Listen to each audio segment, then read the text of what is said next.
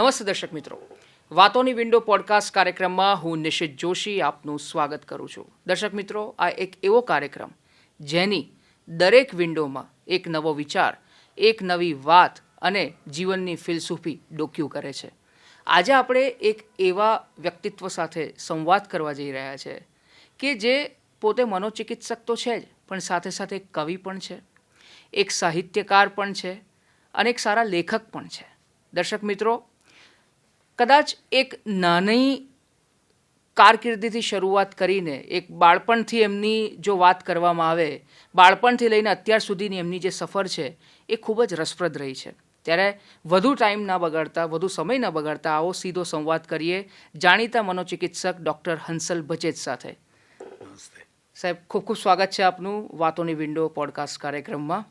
અને સૌથી પહેલો પ્રશ્ન મારે જો આપને પૂછવો હોય તો હંસલ ભચેતથી ડૉક્ટર હંસલ ભચેત સુધીની જે યાત્રા છે એ કેવી રહી, કેવા પ્રકારના પડકારો આવ્યા, કયા કયા સંઘર્ષમાંથી આપ પસાર થયા?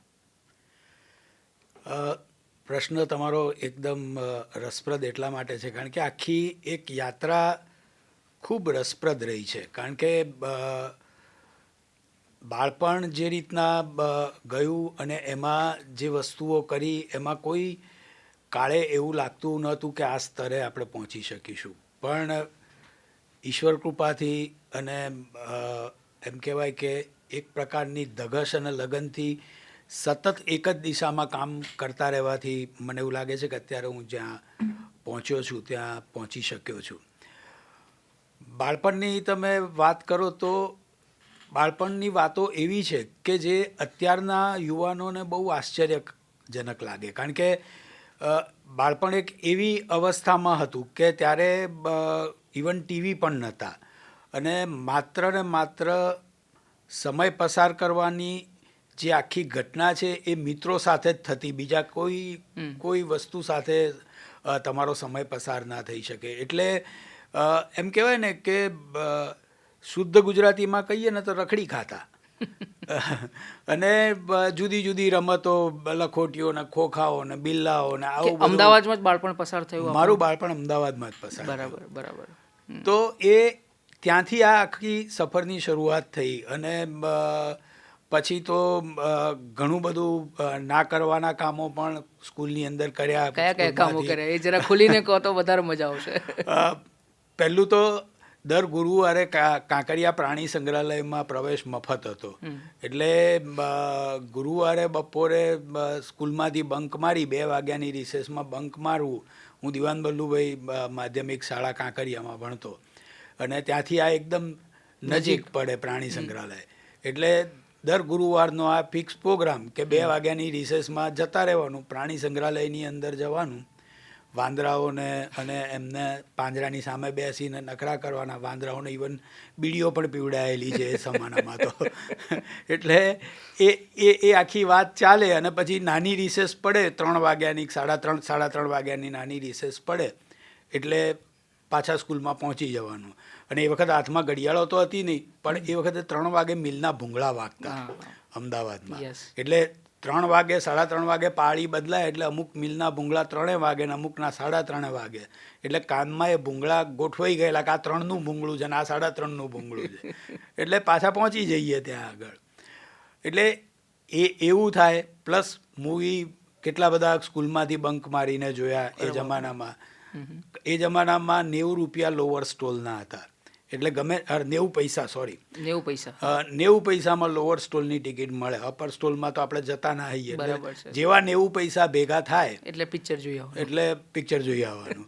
અને 90 પૈસા બી ભેગા ક્યાંથી થાય એ બી વાત બહુ રસપ્રદ છે કે એ જમાનામાં ડબલ ડેકર બસ ચાલતી હતી. રાઈટ. એટલે બસની અંદર નીચે બેસીએ, કંડક્ટર નીચે આવે એટલે આપણે ઉપર જતા રહીએ, કંડક્ટર ઉપર ચડે એટલે આપણે નીચે જતા રહીએ. એમ કરીને બસમાં મફત મુસાફરી ઘણી બધી કરીએ. અને જ્યારે મફત મુસાફરી થાય ત્યારે 5 પૈસા 10 પૈસા બચે એટલે એમ કરીને 90 પૈસા ભેગા થાય તો ફિલ્મ જોઈ નાખીએ. બરાબર. એટલે આવી બધી વસ્તુઓમાં આખું બાળપણ થયું. મારી સાથે અમારી સોસાયટીમાં જે બધા મિત્રો હતા એ મિત્રો પણ એમ કહેવાય ને કે એમાંથી મોટાભાગના લોકો કોઈ ભણ્યા નહીં. ખાલી ભણવામાં હું અને મારા ભાઈ બહેન અમે 3 જણા જ ભણ્યા. બાકી બીજા બધા સામાન્ય એમ કહેવાય ને કે ઘણા 12મું બી પાસ ના થયા, ઘણા એમ કહેવાય કે ખાલી BCom કે BA થઈને પછી આગળ કશું કર્યું નહીં.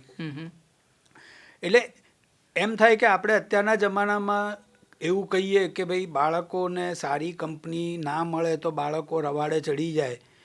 એવું અમારા કિસ્સામાં પૂરેપૂરું એવું હતું કે અમે સારી કંપની અમારી પાસે એવી નથી કે જે લોકોને ભણતર પ્રત્યેનો લગાવ હોય, પણ તે છતાં બી અમે ભણ્યા. એટલે મા બાપોને હું અત્યારે ઘણીવાર એવું કહેતો હોઉં છું કે જો તમારા ઘરના સંસ્કાર પાવરફુલ હોય ને, અથવા તમારી ઘરની શીખ પાવરફુલ હોય ને, તો કંપની એટલી મેટર નથી કરતી.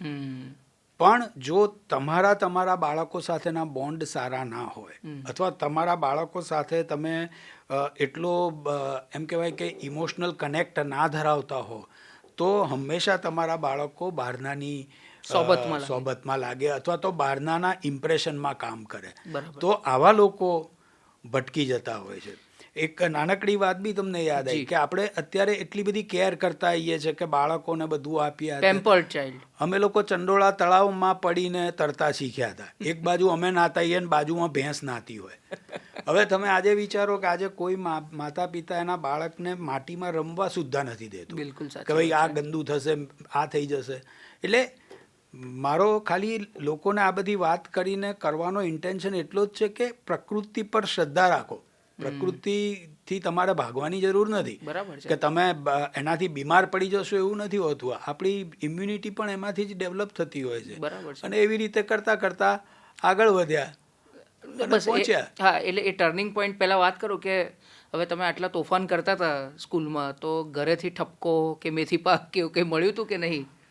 બહુ રસપ્રદ વાત છે કે ઘરે તો કહેવાય નહીં કે આ બધું થતું હતું, કારણ કે મોટે ભાગે તો સ્કૂલમાં જ શિક્ષા થઈ જાય. કારણ કે તમે અમુક પીરિયડો ગપચાઈ દીધા હોય, અમુક એ થયું હોય તો. પણ એ જમાનામાં છે ને વાલીઓને બહુ સ્કૂલમાં બોલાવવાનું ને એવું બધું ચલણ નહોતું. મોટે ભાગે શિક્ષકો પોતે જ પતાવી દે. આ તો હવે શું છે કે તમારા શિક્ષક કંઈ કરી નથી શકતા એટલે વાલીઓને બોલાવે. પેલું તો શિક્ષક જ પતાવી દે અને ફટકારે ખરા ને મારે ખરા ને બધા પ્રકારની શિક્ષા કરે.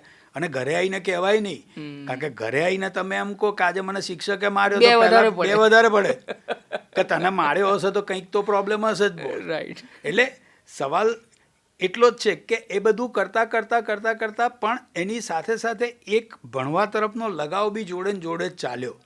કે મનમાં એક એમ કહેવાય કે એક એવી ઈચ્છા હતી કે ના મેડિકલમાં તો એન્ટર થવું જ છે અને મેડિકલમાં તો જવું જ છે. કારણ કે મારા દાદા ડૉક્ટર હતા. અચ્છા. અને મારા ફોઈની દીકરી ડૉક્ટર, મારા મામાનો દીકરો ડૉક્ટર, એટલે ઘરમાં ડૉક્ટરો ઘણા હતા. એટલે એક ભણવાનું વાતાવરણ, એક એમ કહેવાય કે ભણવા માટેની એક એમ્બિશન તો હતી જ કે ડૉક્ટર થવું છે. પણ હવે ખબર પડે છે કે સાલું આવા પેલા એમ કહેવાય કે કેરિયરથી ડૉક્ટર ના થવાય, પણ થઈ ગયા. બરાબર. એટલે એ જ્યારે જે ચાણક લાગવાની હતી એ લાગી ગઈ. હા, તો એ ટર્નિંગ પોઈન્ટ ક્યારે આવ્યો? મારી લાઈફમાં હું તો જોવા જઉં ને તો 2 મેજર ટર્નિંગ પોઈન્ટ હું આમાં ગણું છું. પહેલો એક ટર્નિંગ પોઈન્ટ એવો છે કે પહેલાં જ્યારે 10મા ધોરણમાં હતા ને ત્યારે હું હંમેશા એવા ફાંકો મારતો કે આપણા 80% આવશે. અને એ જમાનામાં 80% એટલે ઘણા બધા કહેવાય. એટલે કોઈ ક્યારે બી પૂછે કે ભાઈ કેવી ચાલે છે તૈયારી, અથવા શું કેવું ગયું પેપર કે આ, તો હું હંમેશા એમ કહેતો 80% આવશે. અને અનફોર્ચ્યુનેટલી બન્યું એવું કે 10માનું રિઝલ્ટ આવ્યું મારા 68% જ આવ્યા. એટલે ઘણા બધા સબ્જેક્ટોમાં ધોલાઈ થઈ ગઈ. પણ મારી સોસાયટીના છોકરાઓએ મારું નામ 80% પાડ્યું. એટલે હું જ્યારે જઉં ત્યારે લોકો પાછળથી બૂમો પાડે એ 80%, એ 80%. અને એ એટલું બધું લાગી આવ્યું મને એ વખતે, એટલું બધું લાગી આવ્યું. અને પછી 11મા અને 12મામાં સખત મહેનત કરી. બરાબર. અને પછી 12માની અંદર 84% આવ્યા. ત્યારે પછી મને NHL મ્યુનિસિપલ મેડિકલ કોલેજમાં એડમિશન મળ્યું. અને પછી મેં ત્યાંથી મેડિકલની સફર ચાલુ કરી. એટલે મહત્ત્વની વાત એ છે કે એ જે 80%ની જે એમ કહેવાય ને કે જે પાછળથી થપાટ વાગીને અને લોકોએ જે મશ્કરીઓને મજાક કરીને એને ચેલેન્જ તરીકે. તો બીજો ટર્નિંગ પોઈન્ટ ક્યારે આવ્યો? એટલે આમાં મારે એક મુદ્દો આજના લોકોને કહેવો છે કે આજના લોકો આજના યુવાનો એટલા સેન્સિટિવ થઈ ગયા છે કે કોઈક એમના આવું કંઈક નામ પાડે કે આવું કંઈક ચીડાવે ને તો એ લોકો બહુ જ પર્સનલાઇઝ કરી અને એમ કહેવાય કે આખી કોઈ લડત ઉપર ઉતરી આવે. બિલકુલ સાચી વાત. જ્યારે એ જમાનો એવો હતો કે એને તમે ચાણક તરીકે લો, એને તમે ચેલેન્જ તરીકે લો, બિલકુલ સાચી વાત છે. અને એનું પરિણામ આ હું તમારી સામે બેઠો. એટલે એ હંમેશા તમારે કોઈ પણ કોમેન્ટને તમે પોઝિટિવલી લો તો મને એવું લાગે છે કે જીવનમાં ઘણું બધું મળતું હોય છે. બરાબર. બીજો ટર્નિંગ પોઈન્ટ એવો આવ્યો કે હું જ્યારે MBBS કરતો હતો ત્યારે મારે કાર્ડિયોલોજીમાં આગળ વધવું હતું અને કાર્ડિયોલોજિસ્ટ થવું હતું. તો એ જમાનામાં ઇન્ટર્નશીપ વખતે હું એક ફિઝિશિયન, અમદાવાદના બહુ જ નામાંકિત ફિઝિશિયનને ત્યાં બેસતો શીખવા માટે.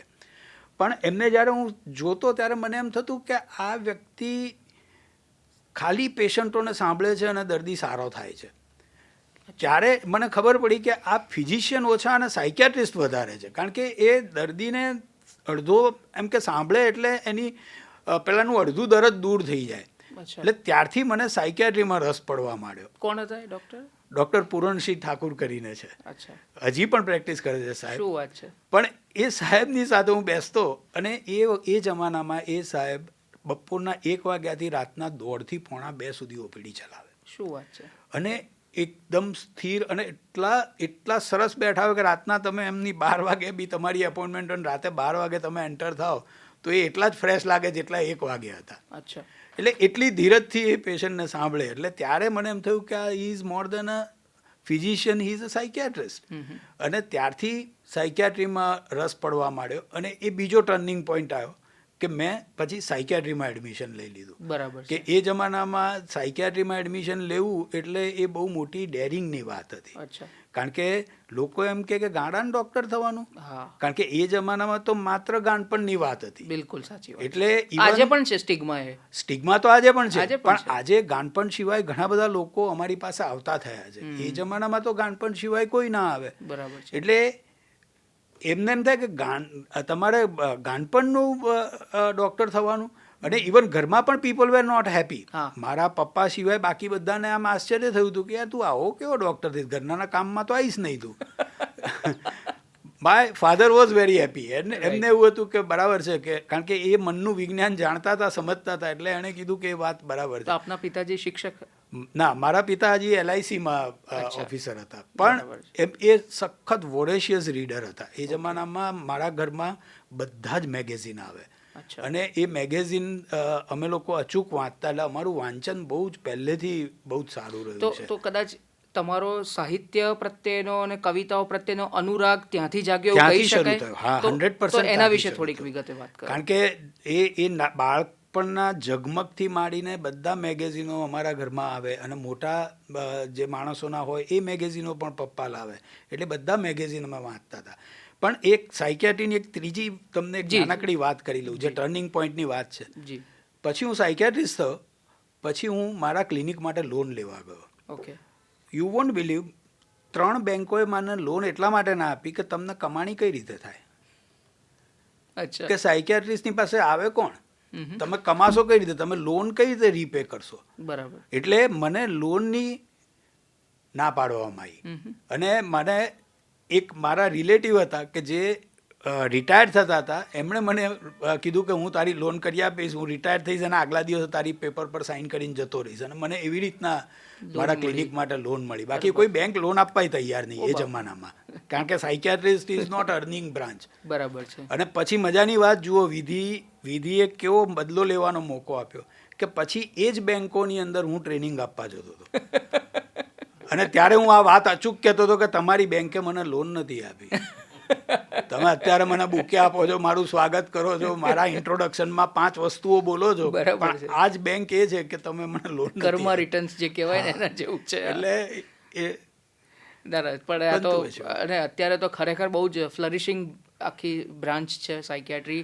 અને લોકો પણ હવે ધીરે ધીરે એ સેક્ટર તરફ વળી રહ્યા છે. કારણ કે અત્યારે જે રીતના પરિસ્થિતિ વિશ્વમાં તમે જોઈ રહ્યા છો, ઘણા બધા ડિસઓર્ડર્સ ચાલી રહ્યા છે, ડિસ્ટર્બન્સીસ ચાલી રહ્યા છે.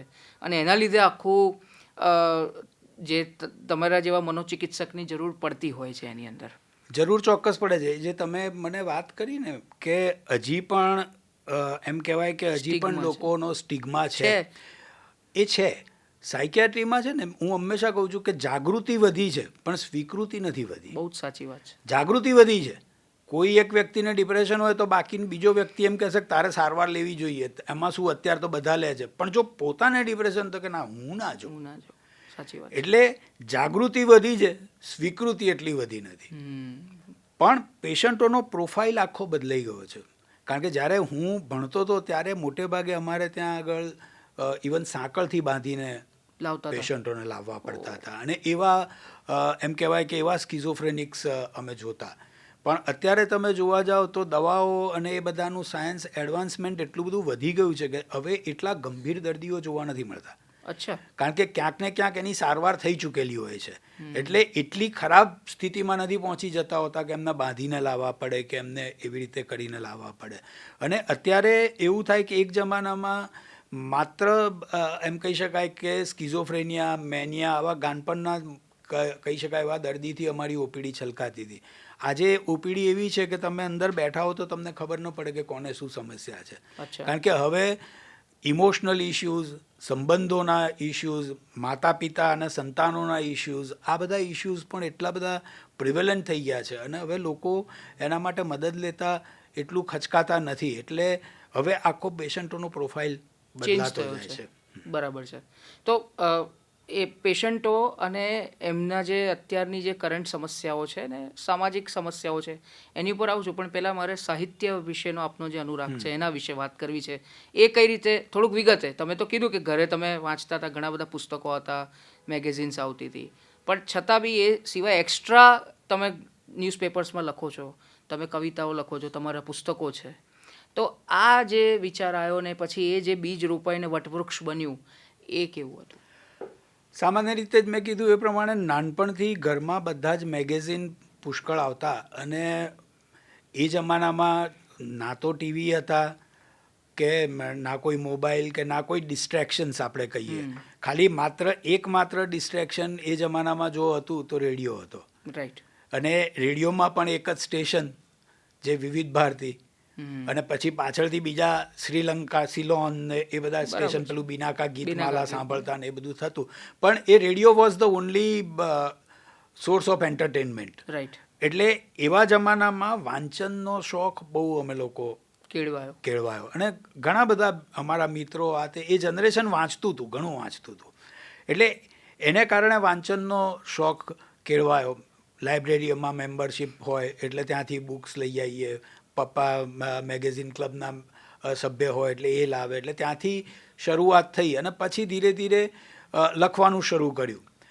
હું ઇવન કોલેજમાં, સ્કૂલમાં હતો ત્યારથી કવિતાઓ લખતો, પણ હવે અત્યારે મને એવું લાગે છે કે એ કવિતાઓ તો જોડકણા હતા, એ કંઈ એવી જોરદાર કવિતાઓ નથી, પણ તોય લખવાનું બીજ ત્યાંથી રોપાયું. પહેલી કવિતા કઈ લખી હતી જો યાદ હોય તો આપને, અને ક્યારે લખી હતી? મને અત્યારે તો યાદ નહીં હોય, પણ મેં 9મા ધોરણની અંદર કવિતા લખી હતી. અને મને એનું ખાલી ટાઇટલ યાદ છે કે ખીલી ઉઠી. ખીલી ઉઠી એટલે આમ કહેવાય ને બ્લોસમ. હા, બ્લોસમ, યસ. પણ મારા ભાઈબંધોએ મારી એટલી બધી મજાક ઉડાવી હતી કે ખીલી ઉઠી એટલે પેલી પગમાં ખીલી ઉઠે ને, પગની અંદર ચપ્પલમાં ખીલી વાગતી હોય ને આપણે એમ કહીએ કે ખીલી ઉઠી, એટલે જ્યારે જઈએ ત્યારે પાછા બોલાવે કે એ ખીલી ઉઠી અહીંયા. મને એક વાતની બહુ કહેવાની તમને મજા આવે છે કે મારી જિંદગીમાં જે કંઈ બન્યું ને એ આવી સળીઓથી બહુ બન્યું છે. અચ્છા. કોઈ કે મને સળી કરી હોય ને અને મેં એને પકડી લીધી હોય ને પછી હું એને ચેલેન્જ કરીને બતાવું. બરાબર. એટલે પછી મેં એટલી બધી મઠારીને કાવ્યો લખવા માંડ્યા. અને જ્યારે હું કોલેજની અંદર ગયો ત્યારે કોલેજના મેગેઝિનમાં મારા કાવ્યો આવે. અને ગુજરાત સમાચારમાં મેં જ્યારે લખવાનું શરૂ કર્યું ત્યારે હું MD પાસ પણ નહોતો થયો. અચ્છા. હું એ વખતે ભણતો હતો, અને મેં આર્ટિકલ લખીને હું ગુજરાત સમાચારમાં મેં આપ્યો હતો. અને એમાં મહેશ ભાઈ ઠાકર એ મારી એક બહુ જ સારી મિત્ર બેલા, એના પપ્પા, અને એ ત્યાં આગળ એ વખતે એડિટર હતા. તો હું એમને લેખ આપી આવ્યો કે આ મારો આર્ટિકલ ડિપ્રેશન ઉપર મેં સૌથી પહેલો આર્ટિકલ લખ્યો. તો એમણે કીધું કે અત્યારે તો જગ્યા નથી, પણ કોઈ રેગ્યુલર કોલમિસ્ટની કોલમ કોક દાડો નહીં આવે તો એની અવેજીમાં તારી છાપીશું. એવું કંઈ વાંધો નહીં, તમારી પાસે રાખી મૂકો. તો હું ડિપ્રેશનનો લેખ આપી આવ્યો. પછી મેં એક અનિદ્રા વિશે એ વખતે લેખ લખ્યો, અચ્છા. ઇન્સોમનિયા વિશે. એટલે એ પણ જઈને આપી આવ્યો. એટલે મહેશ કાકા મને કે અલ્યા તારું પહેલું તો આવ્યું ને તું બીજું. મેં કહ્યું કંઈ વાંધો નહીં, તમે રાખો રાખો. ને, તમારે જ્યારે પણ થાય ત્યારે હું આઈ એમ હોપફુલ કે ક્યારેક થશે. અને પછી સડનલી એક દિવસ બુધવારે વિશેષ કરીને મારો આર્ટિકલ વાહ. એપિયર થયો. અને એ વખતે હું આ કયા વર્ષની વાત? હું તમને કહું કે લગભગ 1985માં 85ની વાત. મેં 88માં એમડી પાસ કર્યું અને બરાબર. 85માં મેં ઇન્ટર્નશીપ પૂરી કરી અને હું પહેલું વર્ષ કરતો હતો સાયકિયાટ્રીમાં. ત્યારે એટલો બધો આનંદ થયો અને મેં એ દિવસે 10 ગુજરાત સમાચાર ખરીદ્યા અને અચ્છા. જેટલા લોકો આવે એટલા લોકોને બતાવું કે મારો આર્ટિકલ આર્ટિકલ મારો આર્ટિકલ. અને પછી એ જમાનામાં પોસ્ટકાર્ડ આવતા. હમ. એટલે આર્ટિકલના રિસ્પોન્સમાં ગુજરાત સમાચાર પર પોસ્ટકાર્ડો ઘણા આવ્યા. અચ્છા. અને મને મહેશ કાકાએ કીધું કે ભાઈ તારા આર્ટિકલના પોસ્ટકાર્ડ ઘણા આવ્યા છે. એટલે મેં એટલું જ કીધું, મેં કહ્યું તો મારું કંઈક કરો ને. કરજો એમ. એટલે કે ના એ તો હું રેગ્યુલર એમાં તો નહીં જ કરી શકું, પણ જે થશે એ પ્રમાણે કરીશ. અને પછી ધીરે ધીરે આવી રીતના જ્યારે જ્યારે ચાન્સ મળતો ગયો ત્યારે ત્યારે આર્ટિકલ આવ્યા. પણ 1987થી મારી રેગ્યુલર કોલમ શરૂ થઈ. અચ્છા. અને એ કોલમનું નામ હતું માનસ. વાહ. એટલે એ માનસ કરીને કોલમ દર બુધવારે ગુજરાત સમાચારમાં આવે. અત્યારે તમે જુઓ ને તો ઘણા બધા ડૉક્ટરો લખતા થયા છે. બરાબર. પણ એ જમાનામાં ડૉક્ટર હોય અને લખતા હોય ને એવા બહુ લોકો નહોતા. એટલે એવા જમાનામાં મેં લખવાનું ચાલુ કર્યું. અને શરૂઆતમાં હું માનસિક રોગો વિશે લખતો, કારણ કે માનસિક રોગો વિશે ઘણી બધી ગેરમાન્યતાઓ સમાજમાં પ્રવર્તી અને એ જાગૃતિ ફેલાવવાની બહુ જરૂર હતી. એટલે હું ગુજરાત સમાચારમાં એ લખતો. પછી ધીરે ધીરે મેં વિષયો બદલવાના શરૂ કર્યા. અને પછી 2005ની અંદર મેં રિલેશનશિપ પર લખવાનું શરૂ કર્યું. અચ્છા. કારણ કે પછી ખબર પડવા માંડી કે હવે આ બધા ઇસ્યુ વકરવા માંડ્યા છે અને માનસિક રોગ વિશે ખાસી જાગૃતિ થઈ ગઈ છે. પ્લસ બીજા ઘણા બધા લોકો માનસિક રોગ વિશે લખવા માંડ્યા. એટલે એ એક સીલિંગ આવી ગઈ. એટલે પછી તારી અને મારી વાત કરીને કોલમનું નામ ચેન્જ થયું. અને એ બુધવારના ન્યૂઝપેપરમાં હું એકમાત્ર લેખક એ હતો કે એક જ બુધવારમાં મારી 2 કોલમ આવે. અચ્છા. પાછળ માનસ કરીને કોલમ આવે અને આગળના પેજ ઉપર મારી તારીને મારી વાત આવે. અને પછી એમાંથી તારીને મારી વાત જ લખતો હતો. મીનવાઇલ હું સ્ત્રીને લગતું મેગેઝિન ગુજરાત સમાચારનું આવતું હતું શ્રી કરીને. એમાં હું સાંત્વન નામની કોલમ લખતો હતો અને એમાં હું બહેનોના પ્રશ્નો લખતો હતો. અચ્છા. તો હું એ કોલમ એટલી પોપ્યુલર હતી કે લોકોને એમ થતું હતું કે આ કોઈ બહેન જ લખે છે. અચ્છા. તો મને પોસ્ટકાર્ડ આવે કે પ્રિય હંસલ બહેન. અને પછી મારે કહેવું પડે કે હું બેન નથી, હું ભાઈ છું. પણ એ ટૂંકમાં એ કોલમ એટલી બધી પોપ્યુલર થઈ સાંત્વન. પણ પછી શ્રી મેગેઝિન જ આખું બંધ થઈ ગયું. અને પછી આ કોલમ તારીને મારી વાતમાં શિફ્ટ થઈ ગઈ. પછી ઘણો સમય રિલેશનશિપ પર લખ્યું. પછી મને થયું કે રિલેશનશિપમાં સેલ્ફ સાથેના રિલેશનશિપ પણ બહુ જ ઇમ્પોર્ટન્ટ છે. કારણ કે તમારા જાત સાથેના સંબંધો જો તંદુરસ્ત ના હોય તો તમારા બીજા સંબંધો ક્યારેય તંદુરસ્ત ન રહી શકે. એટલે મેં જાત સાથેના સંબંધો વિશે લખવાનું શરૂ કર્યું.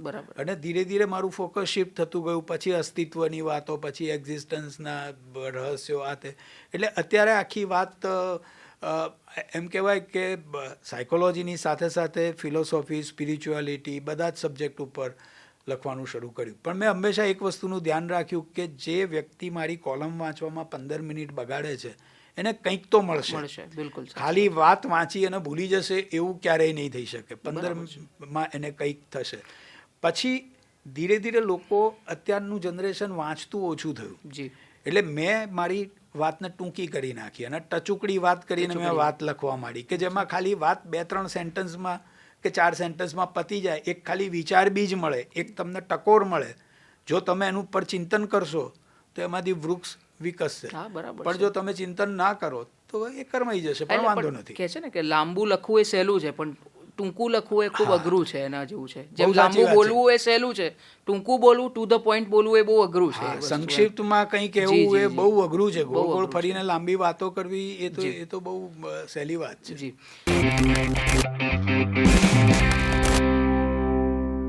તો જે તમે વાત કરી, હવે આપણે જે અત્યારના જે સાંપ્રત સમસ્યાઓ છે એના ઉપર થોડીક વાત કરીએ. મારો પહેલો જ પ્રશ્ન એ સમસ્યાઓની જો વાત કરીએ તો છે કે તૂટતી કુટુંબ વ્યવસ્થા અને માનસિક જે તણાવ છે અથવા તો માનસિક સ્વાસ્થ્ય ઉપર આ બંને વચ્ચે કેવો સંબંધ છે? મને એવું પોતાને એવું માનવું મારું બહુ સ્ટ્રોંગ છે કે જ્યારથી સંયુક્ત કુટુંબમાંથી આપણે વિભક્ત કુટુંબ તરફ આગળ વધ્યા ત્યારથી માનસિક પ્રશ્નો વકર્યા. હું એવું નથી કહેતો કે માનસિક પ્રશ્નો પાછળનું આ એકમાત્ર કારણ છે, પણ એક અગત્યનું કારણ છે. કારણ કે જ્યારે તમે જોઈન્ટ ફેમિલીમાં રહેતા હો, સંયુક્ત કુટુંબમાં રહેતા હો, ત્યારે એમ કહી શકાય કે તમારું દિલ ખોલવા માટે તમને ઘણી બધી જગ્યાઓ મળે.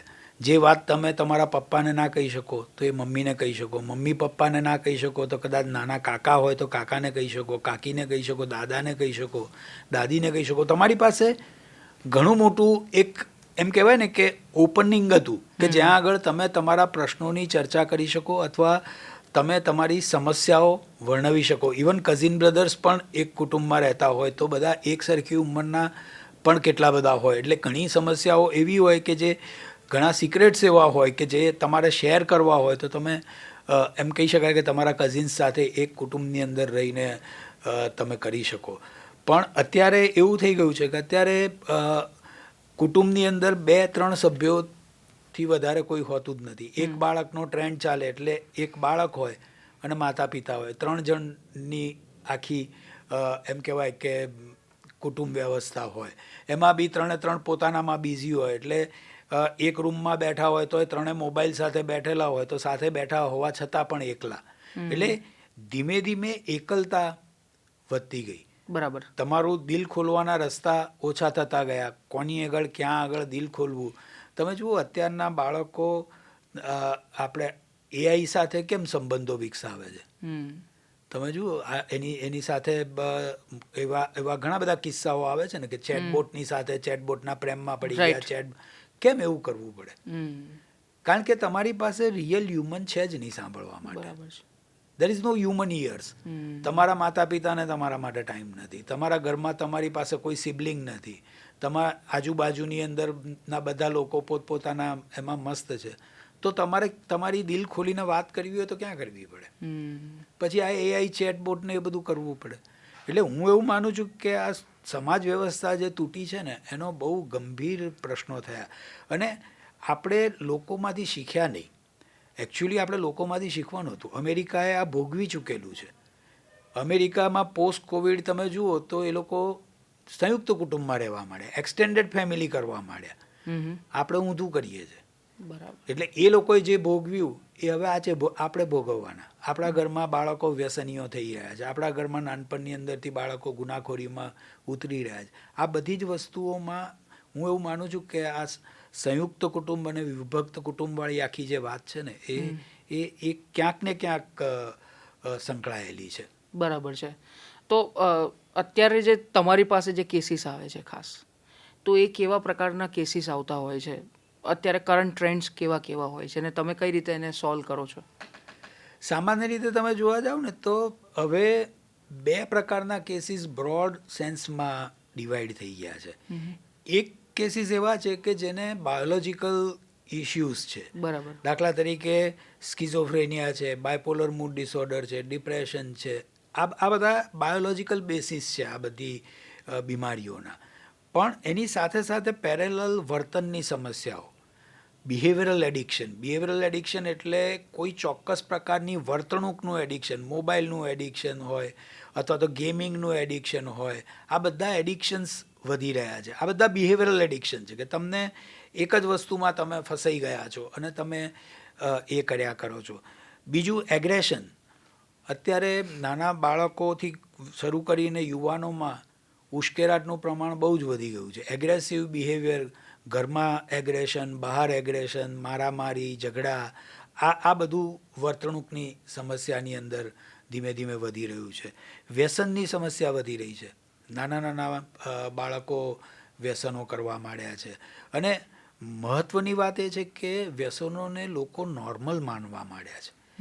આજે અમેરિકા કે કેનેડા કે એમાં અમુક જગ્યાએ કેનાબિસને લીગલ કરવામાં આવ્યું. ગાંજો, ચરસ, ભાંગ આ બધું લીગલાઇઝ છે. તો હવે બાળકો અહીંયા જે નશો કરતા હોય ને એને એમ કહીએ કે આ નશો તારે ન કરવો જોઈએ, ત્યારે એમ કે ના ના ડૉક્ટર એનાથી કંઈ ના થાય, એ તો લીગલાઇઝ છે. બરાબર. એટલે even they don't value your opinion. એ લોકો એવું માનતા થયા છે કે આ બધું નશો ઇઝ કોમન, એમાં કંઈ એ નથી. અને માત્ર આવા હાર્ડકોર નશાની વાત નથી. અત્યારે તમને કપ સિરપ ને આ અને તેને એવી બધી વસ્તુઓનું પણ નશો કરનારા લોકો, બરાબર છે, જે દવાઓ છે એને નશા તરીકે ઉપયોગ હા, કરે છે. દવાઓનો નશા તરીકે ઉપયોગ કરવો, કપ સિરપોનો ઉપયોગ કરવો, એ બધું ખૂબ પ્રિવેલન્ટ છે અત્યારે. યુવાનોની તમે જે વાત કરી સાહેબ, કે એમાં એક તો આ વાત છે કે અત્યારે વ્યસનનું પ્રમાણ પણ સખત વધી રહ્યું છે. બીજી જે વસ્તુ છે કે સોશિયલ મીડિયામાં જે કમેન્ટ્સના જે વળગણ લાગેલા છે કે ભાઈ કોઈ પોસ્ટ કોઈ વ્યક્તિ કરે, કોઈ યંગ છોકરો છોકરી, અને જો એને કમેન્ટ્સ ના મળે કે લાઇક ના મળે તો બી એ એટલા બધા સંવેદનશીલ થઈ જતા હોય છે, અને એનાથી આખો એમના સ્વભાવમાં, એમના વાણી વર્તનમાં પરિવર્તન આવતું હોય છે. તો બહુ સાચી વાત કરી તમે, અને ખૂબ અગત્યની વાત કરી. અત્યારના છોકરાઓ છે ને ઇમેજ સેન્સિટિવ છે. દરેક જણની સોશિયલ મીડિયાના કારણે એક તો શું છે કે દરેક જણનું પોતાનું સેલિબ્રિટી સ્ટેટસ થઈ ગયું છે. કારણ કે સોશિયલ મીડિયા પરનો દરેક વ્યક્તિ એમ માને છે કે પોતે એક સેલિબ્રિટી છે. એટલે નેચરલી એ બિલીફને પુશ કરવા માટે એને ફોલોઅર્સની જરૂર પડે, લાઇક્સની જરૂર પડે, કારણ કે એ આવે તો જ એને એની એ ફિલિંગને બૂસ્ટ મળે. તો એને કારણે દે બીકમ ઇમેજ સેન્સિટિવ. એટલે એમની દરેક વસ્તુઓ ઉપર કોઈક ધારો કે નાનકડું કોમેન્ટ કરે કે નાનકડી નેગેટિવ કોમેન્ટ કરે તો નેચરલી એ લોકોને મોટા માનસિક પ્રશ્નો થઈ જતા હોય છે, એન્ઝાયટી એકદમ વધી જતી હોય છે, અથવા તો એમ કહેવાય કે જીવનની રૂટીનમાંથી રસ ઉડી જતો હોય છે, અને ઘણા બધા પ્રશ્નો ઊભા થવા માંડે છે. બરાબર છે. એટલે એક પ્રકારનું જે રિજેક્શન આવે ને, એ રિજેક્શન આ બાળકો અથવા યુવાનો સહન નથી કરી શકતા, અને એના કારણે ઘણા બધા એમ કહેવાય કે ગુનાઓ પણ થાય છે, અને ઘણી બધી પોતાના વ્યક્તિત્વ ઉપર પણ નેગેટિવ અસરો પડતી હોય છે. બરાબર. આત્મહત્યાની વાત કરું જો તો અત્યારે છેલ્લા કેટલાય વર્ષોથી એવું જોવા મળ્યું છે કે આત્મહત્યાના કેસીસ બહુ વધી રહ્યા છે. હમણાં જ તાજેતરમાં જ એક મહિલાએ એમના બાળક સાથે પડતું મૂક્યું. પહેલાં બાળકને બિલ્ડિંગમાંથી નીચે ફેંક્યું ને પછી એમણે પોતે કૂદકો માર્યો. આવા તો અનેક કેસીસ થઈ રહ્યા છે. એક સ્કૂલમાં, અહીં જાણીતી સ્કૂલમાં એક છોકરીએ એવી રીતે 5મા માળેથી પડતું મૂક્યું કે આત્મહત્યા કરી. હવે આ કેટલી ગંભીર સમસ્યા છે, કારણ કે નાનું બાળક કે એ યુવાન હોય કે પછી આગળ જતાં એ જેમ જેમ પરિવારમાં આવે છે તો એક સમય એવા પણ સામૂહિક આત્મહત્યાના કેસીસ પણ તમે જોયા છે. તો આ કેમ આટલું બધું માનસિકતા લોકોની કેમ આટલી વિકૃત થઈ રહી છે અથવા તો બગડી રહી છે? આત્મહત્યા છે ને એ બહુ ગંભીર વિષય છે, કારણ કે આપણે એને બહુ હલકામાં લઈએ છીએ અનફોર્ચ્યુનેટલી. તમે જુઓ કે જ્યારે પણ આત્મહત્યાના કોઈ ન્યૂઝ આવે તો એમ કે ટીવી જોવાની ના પાડી એટલે આત્મહત્યા કરી, મોબાઈલ લઈ લીધો એટલે આત્મહત્યા કરી. એક મનોચિકિત્સક તરીકે હું માનું છું કે કોઈ આવી નાની બાબતમાં પોતાનું જીવન ના લઈ લે. બરાબર છે. આ તો ખાલી દિવાસળી છે. દારૂગોળો તો પહેલેથી પડેલો જ હતો. બરાબર. એટલે આપણે એ દારૂગોળાની તો વાત જ નથી કરતા. આપણે માત્ર દિવાસળીની વાત કરીને સંતોષાઈ જઈએ છીએ. રાઈટ. કે ભાઈ આ ટીવી મોબાઈલ લઈ લીધો તો એણે ગળામાં દોરડું નાખીને આત્મહત્યા કરી. એટલે આપણે એમ જ સમજીએ કે આ મોબાઈલ લઈ લીધો, પણ ખરેખર વાત એ નથી. ખરેખર દારૂગોળો બહુ અલગ છે. જ્યારે અમારી પાસે કિસ્સાઓ આવતા હોય છે ત્યારે અમને ખબર પડતી હોય છે કે આ તો થવાનું જ હતું, આ તો it was in a process. બહુ ઓછી આત્મહત્યાઓ એવી છે કે જેને આપણે ઇમ્પલ્સિવ આત્મહત્યા કહી શકીએ, કે ઇમ્પલ્સિવમાં તમને એક આવેગ આવ્યો અને તમે આવેગની અંદર કોઈ પગલું ભરી દીધું. પણ એ સિવાયની જે મોટાભાગે કમ્પ્લીટ થતી આત્મહત્યાઓ છે એ તો મોટે ભાગે આવી રીતના એમ કહેવાય કે ઘણા બધા પરિબળો હોય છે. એટલે મારી દ્રષ્ટિએ તો જેમ તમે દરેક કમોતનું તમે પોસ્ટમોર્ટમ કરતા હો છો એવી રીતે દરેક આત્મહત્યાના કેસનું સાયકોલોજીકલ પોસ્ટમોર્ટમ થવું જોઈએ. બિલકુલ સાચી વાત. અને એ સાયકોલોજીકલ પોસ્ટમોર્ટમ તમે કરો તો જ ખબર પડે કે આત્મહત્યા કેમ થઈ. તમે આત્મહત્યાને ન્યૂઝ ના લો, તમે એને ઘટના તરીકે ના જુઓ, તમે એને એક સાયન્ટિફિક વિષય તરીકે જુઓ કે આ વ્યક્તિ છેક આટલે સુધી પહોંચી ગઈ તો એના જીવનમાં કઈ ઘટના બની. બિલકુલ સાચી વાત. અને એ જ્યારે તથ્યો સામે આવે ને ત્યારે બીજી આત્મહત્યાને તમે રોકી શકો. કારણ કે ત્યારે લોકોને ખબર પડતું થાય કે ભાઈ આ વસ્તુને તમે અનએટેન્ડેડ રાખો તો ધીરે ધીરે તમે આ પગલામાં પહોંચી જાઓ. એટલે એ તમે થઈ શકે. બીજી વસ્તુ કે આપણે આત્મહત્યાને રિપોર્ટ કરીને અટકી જઈએ છીએ, પણ વ્યક્તિ આત્મહત્યા કરે પછી એના માતા પિતાની શું દશા થાય છે. એના ઘરમાં એકનો એક છોકરો હોય ને આત્મહત્યા કરે અને માતા પિતા અમારી પાસે જિંદગીભર દવા ખાતા હોય, અફસોસ હોય, કોઈ એકલતા હોય, જેના બી માટે, પણ એ લોકોની વ્યથા વિશે કોઈ જાણતું નથી. બરાબર છે. એટલે ખરેખર તો હું એવું માનું છું કે મીડિયાએ આ કેસનો પૂરો ફોલોઅપ કરવો જોઈએ કે એક આવા પગલાંથી માતા પિતાની શું હાલત થઈ, પાછળ જે જીવી ગયા છે એ લોકોની શું હાલત થાય છે. તો એ વિશે બી કદાચ મને એવું લાગે છે કે બીજા લોકો વિચારતા થાય ને તો એ પોતે આત્મહત્યા પોતાની જાતે અટકાવતા થાય. પણ મોટાભાગના લોકોને એ ખબર જ નથી કે આત્મહત્યા કરવાથી વાત પતી નથી જતી. આત્મહત્યા કરવાથી એકચ્યુઅલી તમે સ્પીકિંગ વાત શરૂ થાય છે. બરાબર.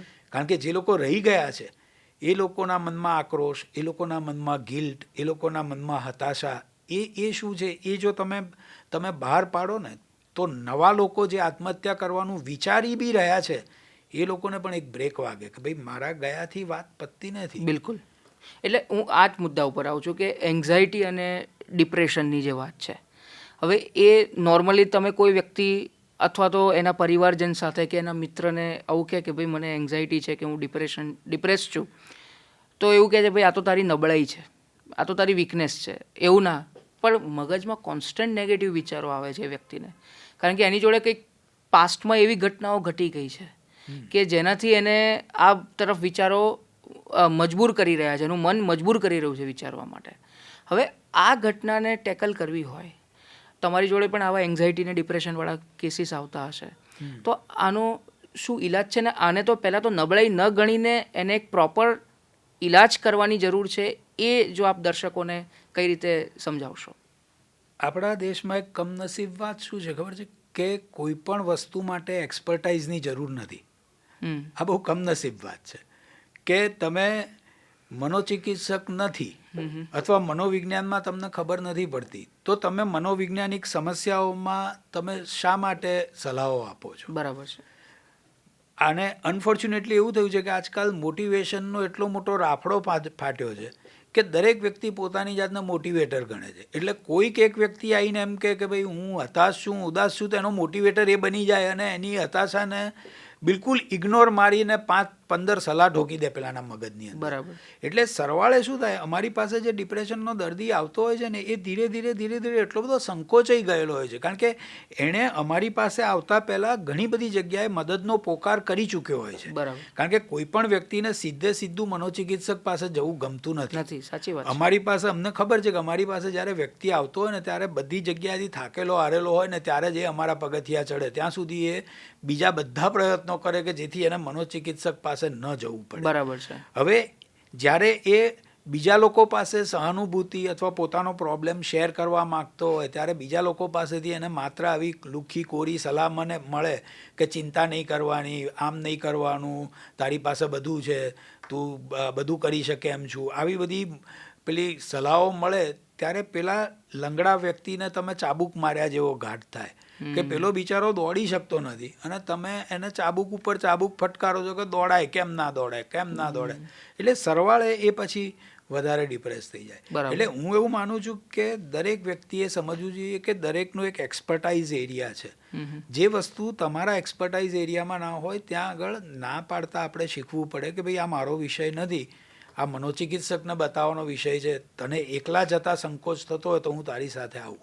જો તમારો મિત્ર હોય અને તમે એને ખરેખર મદદ કરવા ઈચ્છતા હો તો તમારે આ વાત કરવાની છે. બિલકુલ સાચી વાત. નહીં કે એને 5-25 સલાહો ઠોકી દેવાની કે 5-25 રસ્તાઓ બતાવવાની, એ કરવાની જરૂર જ નથી. બિલકુલ સાચી. અને જ્યારે કોઈ વ્યક્તિ પોતે મજામાં નથી એ વાત બીજા સામે એક્સેપ્ટ કરતો હોય ત્યારે તમે સમજો કે એને કેટલી મજા નહીં હોય.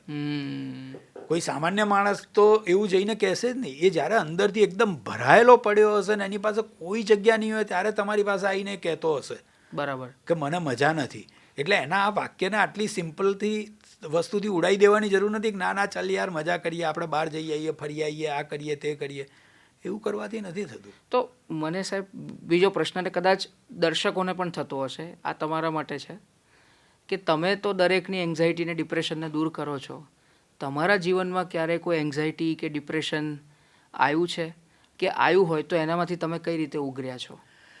ડિપ્રેશન એ ક્લિનિકલ કન્ડિશન છે, એટલે એ બધાના જીવનમાં આવે એ જરૂરી નથી. પણ એન્ઝાયટી એવી વસ્તુ છે કે એ તમારો એક નોર્મલ સ્વભાવ છે અને એ દરેક વ્યક્તિને કોઈકના કોઈક તબક્કે થઈ હોય. દાખલા તરીકે મને એક્ઝામ આપવા પહેલાં જતાં મને ખૂબ એન્ઝાયટી થતી અને એ એન્ઝાયટીમાંથી હું ધીમે ધીમે બહાર એવી રીતના આવ્યો કે મેં મારી જાત સાથે વાતો કરતાં અને જેમ તમને સફળતા મળતી જાય એમ તમારી એન્ઝાયટી દૂર થતી જાય. પણ મેં મારી જીવનમાં એન્ઝાયટી માત્ર ને માત્ર પરીક્ષાઓના કિસ્સાઓમાં અનુભવેલી છે કે જ્યારે પણ એક્ઝામ હોય તેની આખી રાત મને ઊંઘ ના આવે. અચ્છા. કારણ કે મને એટલી બધી ચિંતા થાય કે આ પેપરમાં પૂછાશે એ હું લખીશ કઈ રીતે. એવું નહોતું કે હું તો સખત મહેનતુ માણસ હતો, એટલે મારી પાસે તૈયારી બધી જ હોય, પણ ઇન્ફોર્મેશન ઓવરલોડ હોય. મને એમ થાય કે આટલું બધું હશે ને આમાંથી આટલામાં હું કઈ રીતે લખી શકીશ, અને એની એન્ઝાયટી થાય. એટલે એન્ઝાયટી થવી એ બહુ સામાન્ય વસ્તુ છે. બરાબર છે. પણ એને માટે તમારે તમારી જાતને પ્રિપેર કરવી એ લાંબો મહાવરો માગી લે છે. બરાબર. દાખલા તરીકે તમે પ્રાણાયામ કરતા હો, મેડિટેશન કરતા હો, યોગાસન કરતા હો, આ બધી જ વસ્તુઓ તમને આમાં મદદ કરે છે. પણ મોટાભાગના લોકો કેવું છે કે જ્યારે એન્ઝાયટી થાય ને ત્યારે મેડિટેશન કરવા બેસે, એટલે આગ લાગે ત્યારે કૂવો ખોદવાની વાત છે. એને બદલે તમારે એમ સમજવાનું કે તમે જ્યારે બહુ જ ખુશ છો, તમે જ્યારે બહુ જ મજામાં છો ત્યારે આ પ્રેક્ટિસ કરો. રાઈટ. તો તમે ધીરે ધીરે આ પ્રેક્ટિસની અંદર પરફેક્ટ થઈ શકો. તમે જ્યારે દુઃખી છો ત્યારે તમે ધ્યાન લગાવવાની કોશિશ કરો તો તમને ધ્યાન લગાવવામાં તકલીફ જ પડવાની છે. બરાબર છે. એટલે આપણે ખોટા સમયે ખોટી વસ્તુઓ કરીએ છીએ. બરાબર છે. જો પ્રોપર સમયે તમે એની પ્રોપર વસ્તુઓ કરતા હો તો એનો પરિણામ અલગ મળે છે. હું હંમેશા મારી જાતને એવું સમજાવું છું કે હું પાવર બેંક જેવો છું. જો હું રોજ સવારના મેડિટેશન ના કરું અને હું મારો પાવર રિચાર્જ ના કરું તો દિવસ દરમિયાન જે લોકો મારામાંથી પાવર ખેંચે છે એને પાવર મળશે ક્યાંથી? પણ એને કારણે મને ફાયદો એ થાય છે કે ઘણા બધા લોકો મને એવું કહે છે કે સાહેબ તમારી દવા બવા તો બધું ઠીક છે, પણ તમારી જોડે 10 મિનિટ બેસવાથી સારું લાગે છે. મજા આવી. એનો મતલબ એ થયો કે તમારી ઉર્જામાંથી એ લોકો ઉર્જા મેળવે છે. તો તમારે તમારી ઉર્જા તો ક્રિએટ કરવી પડશે ને. બિલકુલ. કારણ કે નહીં તો તમે ખાલી થઈ જાઓ. એટલે એક રૂટીન તમારે એવું બનાવવું પડે કે જેમાં તમે તમારી જાત સાથે છો. તો મેં એક રૂટીન સવારનું મેડિટેશનનું એવું બનાવ્યું છે કે રોજ 30 મિનિટ એ પ્રકારનું મેડિટેશન કરીને થવું કે જેનાથી તમને એમ થાય કે હવે તમારો પાવર ચાર્જ થઈ ગયો, હવે દિવસ દરમિયાન જે લોકોને જરૂર છે તમારામાંથી ઉર્જા ખેંચે તો વાંધો નથી, તમે બીજે દિવસે પાછા રિચાર્જ થઈ જશો. બરાબર છે. એટલે એક એવી માન્યતા અને એક એવી ફિલિંગ સાથે હું કરું છું. એવી રીતે દરેક જણ પોતપોતાની અંગત માન્યતા અને અંગત ફિલિંગ ડેવલપ કરી અને આવી પ્રવૃત્તિઓમાં જો પ્રવૃત્ત રહે તો મને એવું લાગે છે કે ઘણું બધું સ્તરે એ લોકો એન્ઝાયટીનો સામનો આસાનીથી કરી શકે. તો મા બાપ છે એ પોતાના બાળકો, દીકરા દીકરીઓ કે એ માનસિક રીતે થોડા સ્ટ્રેસ્ડ છે અથવા તો ડિપ્રેસ છે, એ જો જાણવું એમને તો એના માટેના એ કઈ રીતે પારખી શકે, એમના સંકેતો કયા? હું એવું હંમેશા માનું છું કે મા બાપને પોતાના બાળકોમાં આવનારી દરેક વસ્તુનો ફરક તરત જ ખબર પડતો હોય છે, પણ મોટાભાગના લોકો ડિનાયલમાં હોય છે. એ સ્વીકારવા તૈયાર નથી થતા, કારણ કે એ સ્વીકારે ને તો એમને પહેલું એવું લાગે કે વી આર ધ ફેલ્યોર. આજે તમને તમારું બાળક હતાશ લાગતું હોય, આજે જે બાળકને તમે બાળોતિયામાંથી ઉછેરેલું છે, હવે એના મૂડ તમને ના ખબર પડે એવું હું માનતો નથી. બરાબર. જો તમે માતા પિતા તરીકે ખરેખર એની કેર લીધેલી છે તો તમને ખબર પડે જ કે આજે તમારું બાળક ગુસ્સામાં છે, આજે તમારું બાળક હતાશ છે. પણ એ મા બાપ એ સ્વીકારતા એટલા માટે નથી હોતા કે એને હતાશા એને હતાશ ના હોઈ શકે, કારણ કે જો એ હતાશ છે તો એ મારી ફેલ્યોર છે. એટલે હું મારી ફેલ્યોર સ્વીકારવા નથી માગતો, માટે હું બાળકના મૂડ પારખવામાં ફેલ જઉં છું. બાકી તમે જો ખરેખર બાળકને નજદીકથી જુઓ અથવા એની સાથે એક કોમ્યુનિકેશન રાખો તો તમને ખબર પડે જ કે આજે બાળક ગુસ્સામાં છે, આજે એનો ઉત્સાહ ઓછો છે, આજે દુઃખી છે, આજે કોઈક બાબત ઉપર ચિંતા કરે છે. પણ આ બધાની વસ્તુનું બે જ વસ્તુ છે, એક ઓબ્ઝર્વેશન સ્કિલ અને એક કોમ્યુનિકેશન સ્કિલ. તમે તમારા બાળકને ન્યુટ્રલી ઓબ્ઝર્વ કરતા હો અને જો તમારું કોમ્યુનિકેશન એની સાથે ઓપન હોય તો તમને ક્યાંક ને ક્યાંક બાળક હિન્ટ આપી જ દે છે. બરાબર. અને હવે તો બાળકને હિન્ટ આપ્યા વગર છૂટકો નથી. પહેલાં તો એવું હતું કે અમારા સિક્રેટ્સ અમારા મા બાપને ના ખબર હોય, કારણ કે જોઈન્ટ ફેમિલીમાં રહેતા હતા, સરખા કઝિન્સ હતા, એટલે કઝિન્સને ખબર હોય, ભાઈ હોય તો ભાઈને ખબર હોય. હવે તો એ શક્ય જ નથી. હવે તો બાય ફોર્સ બી બાળકે પોતાના સિક્રેટ્સ એના મા બાપ સાથે જ શેર કરવા પડે. Which is a good thing actually. It is in a way it is a good thing, Yes. But in a way it is not good thing, કારણ કે મા બાપ હંમેશા એને ચિંતાથી લે. જ્યારે તમારી સરખી ઉંમરનો માણસ હંમેશા એને એવી રીતે લે કે કંઈ નહીં, ચિંતા ના કરતો દોસ્ત. આજે દાખલા તરીકે બાળક આવીને એમ કે મને મરવાના વિચારો આવે છે, તો હવે મા બાપને કે તો મા બાપ તો એકદમ ચિંતિત થઈ જાય અને એકદમ એની ઉપર એમ કહેવાય ને કે સલાહોનો મારો ચલાવી દે અને મોટિવેશનનો મારો ચલાવી દે ને એ બધું કરવા માંડે. એમાં પેલું બાળક વધારે મૂંઝાઈ જાય. પણ એ જ બાળક એના કઝિનને કહે કે આના કરતાં યાર મરી જવું સારું, મને તો મરવાના વિચાર આવે, તો પેલો કઝિન એટલો એન્શિયસ નહીં થાય. એ ઉપરથી એને બીજી રીતે ડાયવર્ટ કરશે, એ કરશે, તો એ બાળકને વધારે મદદ મળશે. બરાબર. એટલે ઉંમરનો એક ડિફરન્સ પણ છે કે આપણે તરત બાળકની સમસ્યામાં આપણે તરત ચિંતિત થઈ જઈએ છીએ, પણ તે છતાં બી ઓપન કોમ્યુનિકેશન હોય તો બાળકો વાત કરતા હોય છે. અને બીજી વસ્તુ નોન જજમેન્ટલ. તમે નાની નાની વાતોમાં તમે જજમેન્ટ પાસ ઓન કરો ને એટલે બાળક તમારી જોડે શેર કરતું બંધ થઈ જાય. બિલકુલ સાચી વાત છે. કારણ કે એને ખબર પડે કે તમે તો જજમેન્ટલ છો, તો મારા વિશે મારા મા બાપ શું વિચારશે એ વિચારીને એ અટકી જશે. પણ એને બદલે એને એવું લાગવું જોઈએ કે હું કંઈ પણ કહીશ મારા મા બાપ સાંભળશે અને બીજું કંઈ નહીં કહે. બરાબર. હું તમને એક નાનકડો મારા પોતાના સન સાથેનો કિસ્સો કહું જી. કે હું હંમેશા મારા સન સાથે ચાલવા જતો, અને ચાલવા એટલા માટે જતો કે તમે કોઈ પણ સંતાન જોડે સામસામી વાત કરો ને તો સંતાન ઘણું બધું શેર ના કરે. બરાબર. પણ તમે ચાલો ને ત્યારે તમે સાઈડ ટુ સાઈડ છો. યસ. એટલે તમારું સંતાન તમને ફેસ નથી કરતું. રાઈટ. એ તમને ફેસ ના કરતું હોય ને તો તમને ઘણી બધી વાતો કહી દે. તો એણે મને એક નાનકડી વાત કરી કે મારો ફલાણો મિત્ર સિગરેટ પીએ છે. બરાબર. એટલે મેં કીધું અચ્છા એમ. પછી હું કંઈ બોલ્યો નહીં. થોડો આગળ ગયા એટલે મને એણે કીધું કે તમે મને કહ્યું નહીં કે એની ફ્રેન્ડશિપ છોડી દેજે તું. એટલે મેં એને કીધું, મેં કહ્યું જો મેં તને ફ્રેન્ડશિપ છોડી દેજે એવું તને એટલા માટે ના કીધું કારણ કે મને ખબર છે કે આવનારા વર્ષોમાં તું ભણવા જઈશ ત્યારે આપણા ઘરની બહાર જઈશ, તને આવા અનેક લોકો મળશે કે જે વ્યસન કરતા હશે, જુગાર રમતા હશે, દારૂ પીતા હશે, ઘણા બધા મળશે. તારે જ નક્કી કરવાનું કે તારી હેલ્થ અને તું જે કુટુંબમાંથી આવે છે એને આ પરવડે છે. જો તું એટલું જ યાદ રાખીશ તો તું તારું જજમેન્ટ જાતે લઈ શકીશ, મારે તને કહેવાની જરૂર નથી. પણ એ દિવસથી એને ખબર પડી ગઈ કે મારા પપ્પા મને કોઈ બાબત ઉપર આવી રીતે જજ નહીં કરે, તો એ આજે મને ગમે તે વાત કરી શકે છે. ને હું તો હંમેશા એવું માનું છું કે ઘરની બહાર જતા બાળકોને ખાલી એક જ સલાહ આપવી કે તું કયા કુટુંબનો છું ને એ યાદ રાખજે. અને તમારી ડાયનેસ્ટીની આખી વાતો તમારે તમારા બાળકને કરવી જ જોઈએ કે એના દાદા પરદાદા કોણ હતા, એના દાદા કોણ હતા, એના પપ્પા કોણ છે, આ બધી જ વસ્તુઓની ડિટેલમાં ખબર તમારા બાળકને હોવી જોઈએ. બિલકુલ.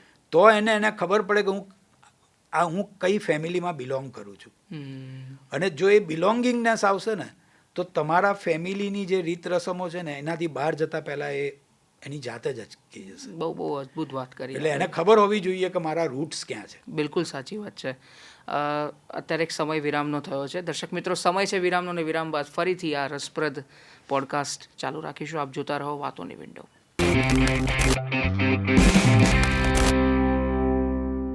વિરામ બાદ આપનું સ્વાગત છે. વચ્ચે સાહેબ બીજો જે પ્રશ્ન એ થાય છે કે તમે તો આટલા વર્ષોની તમારી કારકિર્દી રહી, તમે બહુ સિનિયર સાયકિયાટ્રિસ્ટ છો, મનોચિકિત્સક તરીકે તમે ઘણા બધા લોકોને કાઉન્સેલિંગ કર્યું હશે, એમના ઈલાજ કર્યા હશે. તમારા જીવનના 2 કે 3 એવા કારકિર્દીના મુખ્ય કેસીસ કે જે તમારા માટે બહુ ચેલેન્જિંગ હતા, એ ચાહે સોશિયલ ઇશ્યુઝ હોય કે યુવાનને લગતા પ્રશ્નો હોય, કંઈ પણ, તો એ જો શેર કરવા માગતા હો અને એમાં તમે કઈ રીતે આખા કેસને ટેકલ કરીને લોકોને ઉગાર્યા? એટલે ખાસ કરીને તમને જે ચેલેન્જિંગ કિસ્સાઓ મને એવું લાગે છે કે લાઈફમાં એવા લાગતા હોય છે કે જેમાં તમે બધું કરી છૂટવા છતાં પણ તમે કંઈ ના કરી શક્યા હો. તો હું એવું માનું છું કે એ કિસ્સા ચેલેન્જિંગ છે. જેનો સુખદ અંત આવ્યો છે ને એ તમને બહુ ચેલેન્જિંગ એમ એટલા માટે નથી લાગતા હોતા કારણ કે તમને એમ થાય કે આ તમારું કામ હતું અને તમે કર્યું. પણ અમુક કિસ્સા એવા છે કે જેનો સુખદ અંત ના આવ્યો હોય અને એ આપણને બહુ ચેલેન્જિંગ લાગે. દાખલા તરીકે હું તમને કહું કે એક કિસ્સામાં એક વ્યક્તિ જેને સ્કિઝોફ્રેનિયા, અને એને હંમેશા એવો વહેમ રહેતો કે મને મારી વાઈફ ગેનની ગોળીઓ ખવડાવી અને રાત્રે એ બીજા જોડે સંબંધ બાંધે છે. અને એ વ્યક્તિનો હું ટ્રીટ કરતો હતો. મેં એને ઘણી બધી જુદી જુદી દવાઓ આપી, ઘણા બધા એની સાથે સેશન કરીને એને એના મગજમાંથી આ આઈડિયા કાઢવાનો પ્રયત્ન કર્યો. પણ અનફોર્ચ્યુનેટલી મને એક દિવસે ખબર પડી કે હાંસોલની અંદર એક માનસિક રોગીએ એમ કે એની વાઈફને ઓશીકું દબાઈને મારી નાખી. અને મેં આખો રિપોર્ટ વાંચ્યો ત્યારે હું શોકમાં આવી ગયો, કારણ કે એ દર્દી મારો હતો જેની હું વાત કરું છું. એને એ ભ્રમના આધારે એ એની પત્નીને લઈને ત્યાં ફરવા ગયો અને એ ગેસ્ટ હાઉસની અંદર એની પત્ની સૂતી હતી ત્યારે એણે રાત્રે ઓશીકું મૂકી અને એની પત્નીને મારી નાખી અંડર ધીસ ઇન્ફ્લુઅન્સ, અંદર આ વહેમને કારણે કે આ આડા સંબંધો ધરાવે છે મને ઊંઘની ગોળીઓ આપીને. અને પછી એ ત્યાંથી ભાગી ગયો. 3 મહિના કે 4 મહિના પછી એ પકડાયો અને કોર્ટમાં એણે રજૂ કર્યું કે હું સ્કિઝોફ્રેનિક છું અને એને કારણે મેં આ મૃત્યુ કર્યું, પત્નીનું ખૂન કર્યું. મને કોર્ટે બોલાવ્યો. મેં એની સાબિતી પણ આપી કે એણે સ્કિઝોફ્રેનિયા છે એને અને એ દવા લેતો હતો. પણ કોર્ટે એની દલીલ માન્ય એટલા માટે ના રાખી કે એણે ખૂન કરીને ભાગી ગયો. એટલે કોર્ટનું માત્ર એક જ નોંધ હતી કે એ ખૂન કરીને ભાગી ગયો એટલા માટે કે એને ખબર હતી કે એણે કંઈક ખોટું કર્યું છે. જો એ ખરેખર સ્કિઝોફ્રેનિયાના અંદર ગાંડપણના હુમલાની અંદર એણે આ કર્યું હોત તે ત્યાંનો ત્યાં બેસી રહ્યો હોત, કારણ કે તો એને ખબર બી ના પડી હોત કે મેં આ ખૂન કર્યું છે, મેં ગુનો કર્યો છે. પણ એને ખબર પડી કે આ મેં ગુનો કર્યો છે. અને જો વ્યક્તિને ખબર પડે કે મેં ગુનો કર્યો છે એટલું સમજવા માટે વ્યક્તિ સમર્થ હોય તો એને સ્કિઝોફ્રેનિયાની માનસિક બીમારીનો લાભ ના મળે. બરાબર. અલ્ટિમેટલી એને જન્મટીપની સજા થઈ. એટલે આ એક કિસ્સો મને હંમેશા યાદ આવે કે પુષ્કળ એની પાછળ કામ કર્યા પછી પણ આ વસ્તુ સફળતા ન મળી. એવી જ રીતે બીજો એક કિસ્સો પણ એક બહેનનો યાદ આવે છે કે એક બહેન એમના પાડોશી સાથે પ્રેમમાં, અને એના હસબન્ડની રાતમાં નોકરી, એ વખતે મિલો ચાલુ હતી એટલે મિલમાં નાઇટ શિફ્ટ હોય, એટલે નાઇટ શિફ્ટ હોય ત્યારે પેલા પાડોશીવાળા ભાઈ પેલા બેનના ફ્લેટમાં આવતા. અને એ વખતે પાવર કટ ઘણીવાર આવતા. એટલે પાવર કટ હોય ત્યારે મિલની પાળીમાં ગયેલા માણસને રજા આપી દે, કારણ કે પાવર ના હોય. તો એવી રીતે એક પાવર કટ થયો ત્યારે પેલો વ્યક્તિ ઘરે પાછો આવ્યો અને એણે ઘરમાં બેલ માર્યો. તો એના ઘરમાંથી રાત્રે પેલો પાડોશી પણ નીકળ્યો. હવે સ્વાભાવિક છે કે પેલો જઈને પૂછશે એની વાઈફને કે આ ભાઈ પાડોશી અત્યારે આટલી મોડી રાત્રે આપણા ઘરની અંદર શું કરતો હતો. પણ એ કંઈ બી પૂછે એ પહેલાં પેલી સ્ત્રી ધૂણવા માંડી, અને એ એટલી બધી ધૂણવા માંડી કે પેલો ગભરાઈ ગયો અને એને માનસિક રોગના ડૉક્ટરને બતાવવાની જરૂર છે એમ કરી અને એ મારી પાસે લઈ આવ્યો. અને એ આખો અમે એને પોઝેશન સિન્ડ્રોમ કહેતા હોઈએ છીએ, હિસ્ટેરિકલ પોઝેશન સિન્ડ્રોમ. એટલે જ્યારે પેલો વ્યક્તિ આને કંઈક પણ વાત પૂછવાનો કે કંઈ પણ વાત કાઢવાનો પ્રયત્ન કરે ને આ સ્ત્રી ધૂણવા માંડે. એને ઘણા બધા બુવાને બતાવી દીધું ને બીજાને બતાવી દીધું, અને મેં પણ ઘણો બધો પ્રયત્ન કર્યો પણ એને સારું જ ના થાય. એટલે હું પણ વિચારું કે આ સારું થતું નથી, ખુલીને વાત કરતી નથી, શું વાત હશે. પછી ધીરે ધીરે મેં એને રીએશ્યોર કરી કે હું તને આમાંથી બહાર નીકળવામાં મદદ કરીશ, તારે મારા કોઈ મદદની જરૂર હશે તો ત્યારે એણે આખી મને વાત કરી કે સર મારે આવું હતું અને એ દિવસે મારા પતિ આવી ગયા ને હું કંઈ કહી શકું એમ નથી, એટલે હું આ કરું છું. એટલે જે હિસ્ટેરિયા લાગતું હતું એ પછી ખબર પડી કે આ તો મેલિંગરિંગ છે, પ્યોર બનાવટ છે. પણ એણે એ વખતે મારા પગ પકડી લીધા કે તમે ગમે તેમ કરો પણ મારું તૂટતું લગ્ન જીવન બચાવજો સાહેબ. તમે જો આ વાત એમને કહી દેશો તો આ મને રાખશે નહીં અને મારા છોકરા રખડી પડશે. એટલે અલ્ટિમેટલી મારે પહેલાં એના પતિને સમજાવવો પડ્યો કે ભાઈ આ વાત તું જે કરવા માગે છે ને એ વાતથી એને સ્ટ્રેસ થાય છે અને એ સ્ટ્રેસને કારણે એ આવી રીતના બેહોશીમાં આવી જાય છે. એટલે જો બની શકે તો હવે આ વાત તું ના કાઢતો. અને ધીરે ધીરે એના પતિની સાથે કાઉન્સેલિંગ કરીને એના પતિને એ વાત પૂછતો અટકાવડાયો અને એ લોકોનું જીવન બચી ગયું. એટલે આવા ઘણા બધા રસપ્રદ કિસ્સાઓ હોય છે કે જે એમ કહેવાય ને કે તમને યાદ રહી જાય. પણ તમને મદદ કર્યાનો આનંદ થાય કે કોઈકને આપણે તમે મદદરૂપ થઈ શક્યા. તમે સ્ટ્રેસની વાત કરી. અમુક વખતે સ્ટ્રેસમાં ઘણા બધા ઇશ્યુઝ થઈ જાય છે because of stress, over stress થાય છે. સ્ટ્રેસ મેનેજમેન્ટ કઈ રીતે કરવું, તમે જો આપ દર્શકોને કહી શકો કે આ સ્ટ્રેસ મેનેજમેન્ટ કઈ રીતે કરી શકાય? સૌથી મહત્ત્વની વાત શું છે કે આપણે છે ને નાનપણથી બાળકોને રેઝિલિયન્સ ડેવલપ જ નથી કરવા દેતા. તમે જુઓ કે તમે બાળકને ફ્રસ્ટ્રેટ થવા જ નથી દેતા. અમે જ્યારે નાના હતા અથવા તમે જ્યારે નાના હશો ત્યારે આપણે ઘણું બધું ફ્રસ્ટ્રેશન ભોગવતા હતા. દાખલા તરીકે એક પેન્સિલ લેવી હોય તો એ પેન્સિલ માટે પણ તમારે મહિનો રાહ જોવી પડે. મને તો ખબર છે કે મારા મમ્મી પપ્પા તો જ્યારે સ્કૂલ શરૂ થાય ત્યારે 12 પેન્સિલનું બોક્સ આપી દે અને કે આ આખા વર્ષની પેન્સિલ, હવે તારે જે રીતે વાપરવી હોય એ રીતે વાપરજે પણ વચ્ચે તને પેન્સિલ નહીં મળે. અને પછી અમે જે આમ સાચવીને વાપરતા હતા કે એ દરેક વસ્તુની કદર થતી હતી. અત્યારે તમે પેન્સિલ તમે જુઓ કે બાળકો પાસે એક નહીં 5 પેન્સિલો હોય છે, નવી પેન્સિલો હોય છે અને હજી આયા જ કરતી હોય છે. એટલે વાતાવરણ એવું થાય કે ફ્રસ્ટ્રેશનને તમે ટોલરેટ કરતા જ નથી શીખતા. હવે જીવન તો એવું છે કે તમને ડગલે ને પગલે ફ્રસ્ટ્રેટ કરે, કારણ કે તમે ઈચ્છો છો એ પ્રમાણે ના થાય. હું ઘણા બધા લોકોને પૂછું કે મને ગુસ્સો આવે છે, અને યુવાનોમાં તો ખાસ કે ગુસ્સો, હું એમ પૂછું ક્યારે ગુસ્સો ના, મારું ધાર્યું ના થાય તારે. ત્યારે આપણને એમ થાય કે ભાઈ તું કહો ધાર્યું ઈશ્વરનું નથી થયું, તારું કેમ થશે? બધું તારું ધાર્યું કેમ થશે? બરાબર. પણ એ આપણે શીખવી નથી શક્યા. એટલે પરિણામે શું થાય છે કે એ આક્રોશ જે થાય છે ને, એ આક્રોશ જ્યારે અંદર વળવા માંડે ને ત્યારે સ્ટ્રેસ ઉત્પન્ન થવા માંડે. બરાબર છે. એકચ્યુઅલી સ્ટ્રેસ એ કન્ડિશન એક જ વસ્તુ છે કે તમારું શરીર અને તમારું વાતાવરણ એક બેલેન્સમાં છે. તમારા શરીરનું એક આંતરિક સંતુલન છે. બરાબર છે. જેને અમે લોકો મેડિકલ સાયન્સમાં હોમિયોસ્ટેસિસ કહેતા હોઈએ. હવે એ જ્યારે આંતરિક સંતુલન તમારું ડગમગ થાય ને ત્યારે તમે સ્ટ્રેસમાં છો એવું કહેવાય. મોટાભાગના લોકો છે ને સ્ટ્રેસને ચિંતા સાથે સંકળાવતા હોય. બરાબર. ચિંતા અલગ વસ્તુ છે. ચિંતા ઇઝ વરીઝ. વરી અલગ વસ્તુ છે, સ્ટ્રેસ અલગ વસ્તુ છે. દાખલા તરીકે અત્યારે મારે રાતના SG રોડ પર ગાડી લઈને નીકળવાનું હોય તે વાતની મને ચિંતા નથી, કારણ કે હું છેલ્લા 30 વર્ષથી ગાડી ચલાવું છું.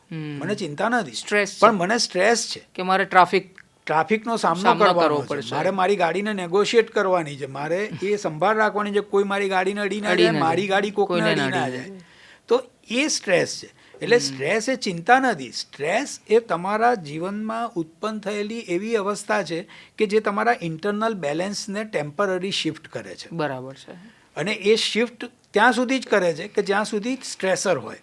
જેવું સ્ટ્રેસર નીકળી જાય તમે બંધ થઈ જાઓ. એટલે દાખલા તરીકે તમે ટ્રાફિકમાં થઈને જે ગરબામાં પહોંચ્યા ને ગરબાના મંડપમાં પહોંચ્યા, તમે ટ્રાફિકને ભૂલી ગયા, તો યોર સ્ટ્રેસ ઇઝ ઓવર.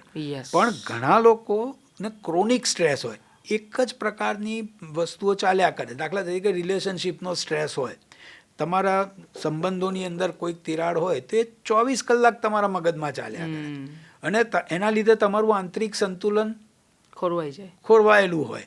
એટલે પરિણામે લાંબા ગાળા સુધી જો આ સ્ટ્રેસ ચાલે તો તમારી આંતરિક હોર્મોનલ સિસ્ટમ પણ ખોરવાય, એની પર ઇફેક્ટ કરતું. અને એ હોર્મોનલ સિસ્ટમ ખોરવાવાની શરૂ થાય તો તમારી શરીર ઉપર તમામ ઇફેક્ટો શરૂ થાય કે તમે પછી બ્લડ પ્રેશર થાય, ડાયાબિટીસ થાય, કે સ્ટ્રેસ રિલેટેડ જે પણ ડિસઓર્ડર્સ છે એ બધા ડિસઓર્ડર્સ થાય. બરાબર છે. એટલે સ્ટ્રેસનો તાત્કાલિક ઉપાય કરવો. બિલકુલ. તમે એને વધવા દો અને પછી જ્યારે કાબુ બહારનો થઈ જાય અને પછી તમે સડનલી એકવાર તમે આવીને બેસો કે મને સ્ટ્રેસમાંથી મુક્ત કરો, તો એ મુક્તિ પણ પછી સમય માગી લે છે, અને લોકો પાસે એટલી ધીરજ નથી હોતી. બરાબર. એટલે સરવાળે શું થાય કે મેડિસિન ગાવા માંડે કે ભાઈ ગોળી ખાઓ અને તમે ભૂલી જાઓ. એટલે એ આખી પછી એક આખું ચક્ર ચાલે, એસ્કેપિઝમની વાત ચાલુ થાય. એના માટે એક બહુ સરસ પંક્તિઓ છે. બિલકુલ. કે મુલ્લા ઘર હૈ અસર દુઆ મેં તો મસ્જિદ હિલા કે દેખ. વાહ. કે મુલ્લા ઘર હૈ અસર દુઆ મેં તો મસ્જિદ હિલા કે દેખ, વરના 2 ઘૂંટ પી और मस्जिद को हिलती देख. વાહ. એટલે આ એસ્કેપિઝમની વાત હા, છે કે બરાબર છે. તમે આ નથી કરી શકતા, તમારી પાસે એટલો ઇન્ટરનલ સ્ટ્રેન્થ નથી કે તમે સ્ટ્રેસને હેન્ડલ કરી શકો. તો તમે સ્ટ્રેસને કિલ કરવા માટે તમે કંઈક બીજી વસ્તુમાં લાગો છો. ક્યાંક તમે દારૂ પીવા લાગો, ક્યાંક તમે વ્યસન કરવા લાગો, ક્યાંક જુગાર રમવા માંડો. આ બધી ડિસ્ટ્રેક્શન ટેકનિક છે. બિલકુલ. તમે આમ જોવા જાઓ તો ઇટ્સ અ ડિસ્ટ્રેક્શન. રાઈટ. કે તમે એ સ્ટ્રેસમાંથી મુક્ત થઈ જાઓ. જેટલો સમય દારૂ પીને પડ્યા હો એટલો સમય તમે you are away from this. જેટલો સમય તમે જુગાર રમવામાં પડ્યા હો તેટલો સમય તમે ગેમિંગ કરતા હો, ગેમ રમ્યા કરતા હો. અત્યારે તો કોમન સોશિયલ મીડિયા પર રીલ્સ જોવાનું છે. મારા સ્ટ્રેસમાં હોય એવા પેશન્ટોનું એમ પૂછું કે તમે શું કરો આખો રીલ્સ દિવસ? જોઉં છું. તો કે તમે રીલ્સ જોઉં. એટલે રીલ્સમાં ટાઈમ પાસ કરી નાખે. એટલે એ આખી જે ટાઈમને એવોઇડ કરવાની વસ્તુ છે, કારણ કે એ ટાઈમ સ્ટ્રેસ પ્રોડ્યુસ કરે છે, કારણ કે જીવનમાં સ્ટ્રેસ પડેલો છે. એટલે એ ક્યાંક ડાયવર્ટ કરે છે. બરાબર છે. તમે જુઓ, મોટાભાગના વ્યસનીઓ હંમેશા કહેતો છું કે વ્યસનીઓની સૌથી મોટી સમસ્યા શું છે? વ્યસનીઓની સૌથી મોટી સમસ્યા એ છે કે વ્યસન છોડી દે તો જે સમય ઉત્પન્ન થાય એ સમયનું શું કરવું? એટલે જો તમે એ સમયનો ઉપયોગ એને ના શીખવાડી શકો ને તો વ્યસની વ્યસન વગર રહી ના શકે. અલ્ટિમેટલી પાછો ત્યાં જ પહોંચે. બિલકુલ સાચી વાત છે. કારણ કે રોજ સાંજે જે દારૂની બોટલ ખોલીને બેસતો હોય અને 3 કલાક દારૂ પીવા પાછળ કાઢતો હોય, એ 3 કલાકને તમે એનો જો રચનાત્મક ઉકેલ ના આપો તે 3 કલાકમાં એ નવરો બેઠો બેઠો એ દારૂને જ યાદ કરશે. બિલકુલ. અને પાછો ગમે ત્યારે બોટલ ખોલી નાખશે. સિવાય કે 3 કલાકનું તમે એને એન્ગેજમેન્ટ કરાવી દો તો એને યાદ ના આવે. સાચી વાત. પણ અધરવાઇઝ એટલે વ્યસનીઓની મુખ્ય સમસ્યા વ્યસન પાછળ વેડફાતો જે સમય છે એ સમયનો શું ઉપયોગ કરવો એ જ છે. બિલકુલ સાચી વાત કરે ને એ જ તમે એ રીતે જ તમે એમને ટ્રીટ કરો છો અત્યારે જે પણ. એટલે તમારે એનું પહેલી રચનાત્મક, એટલે હું મારી પાસે વ્યસન છોડવા આવે ને હું પહેલો પ્રશ્ન એ પૂછું કે વ્યસન તો હું તને છોડાવું, પણ એ છોડ્યા પછી તારી પાસે સમય ઉત્પન્ન થશે એનું શું કરીશ? એટલે ઘણા લોકોને આશ્ચર્ય થાય કે સાહેબ એનું સમયનું ક્યાં તમે? મેં કહું ના, એ જ મહત્વનું છે. તું એ સમયે જો ઉપયોગ કરી શકીશ અથવા એ સમયે તું તારી જાતને બિઝી રાખી શકીશ તો જ તું આમાંથી બહાર નીકળી શકીશ. બહુ સાચી વાત કરી. અધરવાઇઝ યુ વિલ પાછો ત્યાં જ પહોંચી જઈશ. બરાબર છે. છેલ્લા 2-3 પ્રશ્નો છે. એક ટર્મ તમારી જોડે ડિસ્કસ કરતા હતા આપણે પહેલાં, તો બહુ સરસ વાત કરી હતી અમે કે ફોગિંગ અને ડીફોગિંગ. હવે હું જે સમજ્યો છું એ પ્રમાણે કે ભાઈ ઘણા બધા મલ્ટીટાસ્કિંગ થઈ ગયા છે અત્યારના લોકો. એક જોતાં કદાચ સારું કહેવાતું હોય પણ એ સારી ટેવ નથી મારી દૃષ્ટિએ, કારણ કે એનાથી ઘણા બધા મેન્ટલ અથવા તો માનસિક સ્વાસ્થ્યને લગતા પ્રશ્નો ઊભા થયા છે. કે હું અત્યારે કોકને હું કંઈક કામ કરું છું મને એકદમ યાદ આવ્યું ફોન, અગેન હું ભૂલી જાઉં છું હું કોને કોલ કરતો હતો. હવે આ કેટલી ગંભીર સમસ્યા છે અને આનાથી કેવા પ્રકારના પરિણામો આવી શકે છે, તો આ વિશે થોડુંક જણાવો. બહુ જ અગત્યનો અને બહુ જ સાંપ્રત સવાલ તમે મને પૂછ્યો છે. તમે જુઓ ને કે અત્યારે આપણું જે બ્રેઇન છે ને એ ફિઝિયોલોજીકલી એક સમયે એક જ કાર્ય કરવા માટે સર્જાયેલું બ્રેઇન છે. બરાબર? આપણે મલ્ટીટાસ્કર છીએ જ નહીં બાય નેચર, પણ ધીરે ધીરે સમયને કારણે આપણે 1 મિનિટમાં 4 મિનિટ જીવવું છે. યસ. અને 1 મિનિટમાં 4 મિનિટ જીવવું હોય તો આપણે એક સમયે અનેક કાર્યો કરવા પડે. પરિણામે તમે જુઓ અત્યારે નાના છોકરાઓ મેં તો જોયેલા છે કે જે લોકો એક બાજુ લેસન કરતા હોય, બીજી બાજુ ટીવી જોતા હોય અને ત્રીજી બાજુ મોબાઈલની અંદર બી કંઈક કરતા હોય. એટલે જ્યારે આ વસ્તુ થતી હોય છે ત્યારે તમારું એટેન્શન ડાયવર્ટ હોય છે. 100% ફોકસને બદલે તમારું 20% અહીંયા, 30% અહીંયા, 25% અહીંયા, એવી રીતે ડિવાઇડેડ એટેન્શનમાં થઈ જાઓ. એટલે બ્રેઇનનું જે ફંક્શન છે એ આખું ડિવાઈડ થઈ જાય. હવે જે બ્રેઇન ડિવાઈડ ફંક્શન કરવા માટે સર્જાયેલું જ નથી એ બ્રેઇનને તમે જ્યારે ડિવાઈડ ફંક્શન કરાવો ત્યારે બ્રેઇન ઉપર લોડ વધારે પડે. બિલકુલ સાચી વાત છે. કારણ કે તમે એ જે સર્જાયેલું છે એના કરતાં તમે એની પાસેથી વધારે કામ કરાવડાવો છો. ઓકે. એટલે એની ઉપર એક તો લોડ પડે, બીજું ઇન્ફોર્મેશન ચારે બાજુથી આવે એટલે ઇન્ફોર્મેશન ઓવરલોડ થઈ જાય. પહેલાં તમે એક જ કામ કરતા હો તો ઇન્ફોર્મેશન એક જગ્યાએથી જ આવે. લેપટોપની સ્ક્રીન પર હો તો લેપટોપમાંથી જ ઇન્ફોર્મેશન આવે છે, પણ એની સાથે સાથે તમે સિરિયલ બી જુઓ છો, તમે મોબાઈલ બી કરો છો તો ઇન્ફોર્મેશન ચારે બાજુથી આવે છે. એટલે બ્રેઇન એને હેન્ડલ નથી કરતું હોતું. બ્રેઇન એને હેન્ડલ કરવામાં પાછું પડે એટલે બ્રેઇન હેંગ થઈ જાય. અચ્છા. અને એને આપણે ફોગિંગ ઓફ ધ બ્રેઇન કહીએ છીએ. ઘણા બધા લોકો, તમારા યુવાનોનો શબ્દ છે આ બ્રેઇન ફોગ થઈ ગયું. બ્રેઇન ફોગ થઈ ગયું એટલે તમે કન્ફ્યુઝ થઈ જાઓ કે તમે શું કરી રહ્યા છો, ક્યાં છો. રાઈટ. અને એને કારણે સરવાળે એવું થાય કે તમારી ડિપેન્ડન્સ આ બધા ઇન્સ્ટ્રુમેન્ટ પર એટલી બધી વધતી જાય કે તમારી બ્રેઇનની કેપેસિટી ઓછી થવા માંડે. અચ્છા. કારણ કે બ્રેન તો એક જ ફંક્શન યુઝ કરે છે કે use it or lose it. બ્રેનનો એક જ નિયમ છે કે તમે એને વાપરો ક્યાં કે જતું રહેશે. દાખલા તરીકે પહેલા જમાનામાં તમને ફોન નંબર મોડે રહેતા હતા. આજે કોઈને ફોન નંબર મોડે નથી. જો ફોન બુક ખોવાઈ જાય કે મોબાઈલ ખોવાઈ જાય તો એમના ઘરનાનો નંબર બી એમને યાદ ના હોય. જ્યારે એક જમાનાની અંદર આપણે કોઈ બી ડાયરી રાખ્યા વગર અને ફોન નંબર મોડે રહેતા હતા, પણ આપણે હવે નથી રહેતા કારણ કે આપણે બ્રેનની એ કેપેસિટી વાપરવાની બંધ થઈ ગઈ. બરાબર. તો આ મલ્ટીટાસ્કિંગને કારણે, સોશિયલ મીડિયાને કારણે, ઇવન એઆઈને કારણે આપણે આપણું બ્રેન યુઝ કરવાનું બંધ કરી દઈએ છીએ. અત્યારે તમે એઆઈનું તમે જુઓ કે દરેક વ્યક્તિ નાનકડી વસ્તુ લખવા માટે, વિચારવા માટે એઆઈનો ઉપયોગ કરે છે. કોઈને જન્મદિનની શુભેચ્છા આપી હોય તો પેલા એઆઈ પાસે લખાવડાવે. એટલે આ તમારી ઓરિજિનલ અભિવ્યક્તિ ક્યારે વ્યક્ત કરશો? અને જો તમે ઓરિજિનલ અભિવ્યક્તિ વ્યક્ત જ નહીં કરો તો પછી તમારી અભિવ્યક્તિ જેવું કંઈ રહેશે જ નહીં. કારણ કે બ્રેન તો એને બંધ કરી દેશે. તમારી જે સર્જનાત્મકતા છે એ ઓછી થઈ જશે કારણ કે તમે બ્રેનને ઘસતા જ નથી. બરાબર. અને બ્રેન તો એકમાત્ર અવયવ એવું છે કે જેના ઉપયોગથી એ વધારે ખીલે. શરીરના બીજા અવયવોના ઉપયોગથી શરીરના અવયવો ઘસાય. ત્યારે બ્રેનનું ઊંધું છે. જેટલું તમે બ્રેન સ્ટોર્મિંગ કરો, જેટલું વાપરો એટલું વધે, અને જેટલું એને નવરું પાડો એટલું બેસી જાય. હવે તમે જેની ગંભીર અસરની વાત કરી, એની ગંભીરમાં ગંભીર અસર નાની ઉંમરે થતો સ્મૃતિભંશ. આજે જે યાદશક્તિના પ્રશ્નો થાય છે, અલ્ઝાઇમર ટાઈપ. અલ્ઝાઇમર્સ એક સ્મૃતિભંશ છે, ડેમેન્શિયા જેને આપણે કહેતા હોઈએ છીએ. એ જુદા જુદા પ્રકારના ડિમેન્શિયા તમને અત્યારે નાની ઉંમરમાં જોવા મળ્યા છે. અચ્છા. આજે તમે દાખલા તરીકે સૈયારા મૂવી જુઓ તો સૈયારા મૂવીની અંદર એની હિરોઈન તો આટલી યંગ છે ને એને અલ્ઝાઇમર્સ ડિઝીઝ ડિટેક્ટ થયો છે. ભલે વર્લ્ડમાં એવા 2 કે 3 કેસ થયા છે, પણ કહેવાનો મતલબ એ છે કે એ ડિઝીઝની ઉંમર ઘટી રહી છે. પહેલાં અમે જ્યારે ભણતા હતા ત્યારે 75-80 વર્ષે અલ્ઝાઇમર્સ થાય. અત્યારે અમે 50 વર્ષના લોકોમાં પણ અલ્ઝાઇમર્સના કેસીસ જોઈએ છે. તો એ બતાવે છે કે તમારું બ્રેઇન જે છે એનો પાવર ઘટી રહ્યો છે. તમે એનો યુઝ નથી કરી રહ્યા તો તમે આ બધી વસ્તુઓ ગુમાવી રહ્યા છો. તો તમારી દ્રષ્ટિએ આનો ઈલાજ શું? આનો એકમાત્ર ઈલાજ એવો છે કે ટેકનોલોજીનો મિનિમમ ઉપયોગ કરવો અને જ્યાં જરૂર હોય ત્યાં જ ઉપયોગ કરવો. બ્રેઇનની અવેજીમાં ઉપયોગ ન કરવો.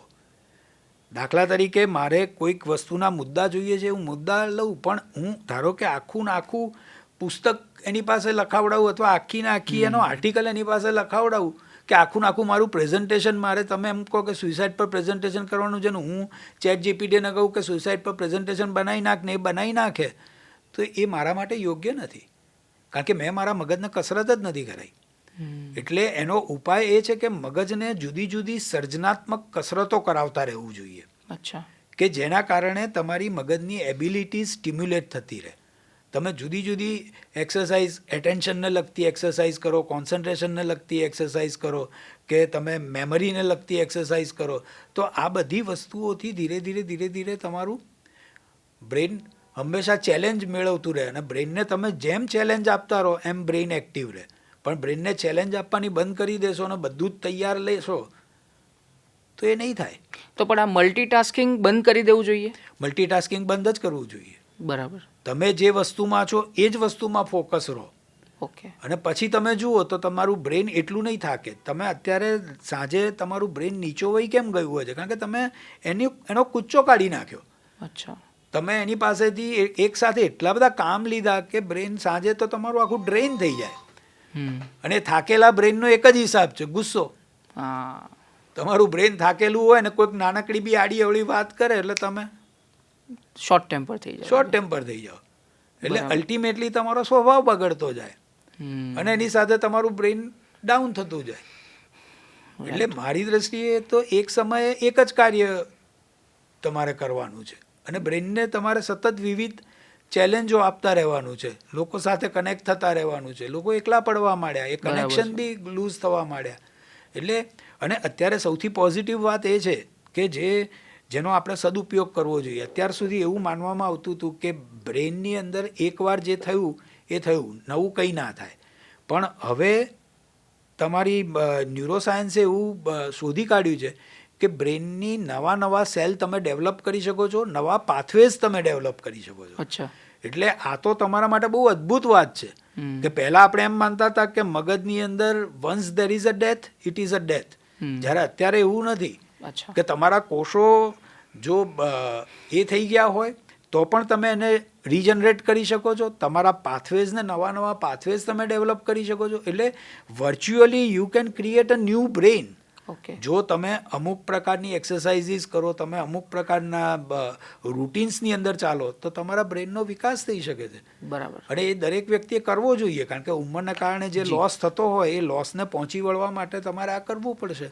બિલકુલ. નહીં તો તમે નાની ઉંમરે આ બધા ડિમેન્શિયા ને એ બધી વસ્તુઓ અલ્ઝાઇમર્સથી ગ્રસ્ત થશો, તમે એના શિકાર થશો. શિકાર થશો. અને આ બધી બહુ ગજબ બીમારીઓ છે એટલા માટે કે તમારું શરીર સ્વસ્થ છે અને મન જતું રહ્યું. મન જતું રહ્યું. હવે તમે જુઓ કે જે વ્યક્તિની મેમરી જતી રહી છે અને એ વ્યક્તિ એવા બીજા 15 વર્ષ કાઢશે તો શું હાલત થશે એની? તો એની તો હાલત કંઈ નહીં થાય.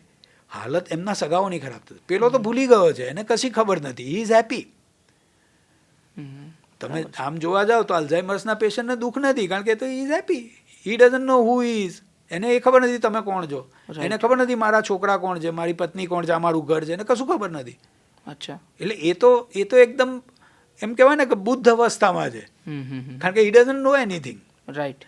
એટલે એને કંઈ ખબર નથી, પણ એની આજુબાજુવાળા જે પીડા ભોગવે છે એ લોકો માટે, એના માટે આ બહુ દુઃખનીય વાત છે. અંતમાં એક સવાલ પૂછું છું અને પછી આપણે આ સંવાદને અહીં વિરામ આપીએ.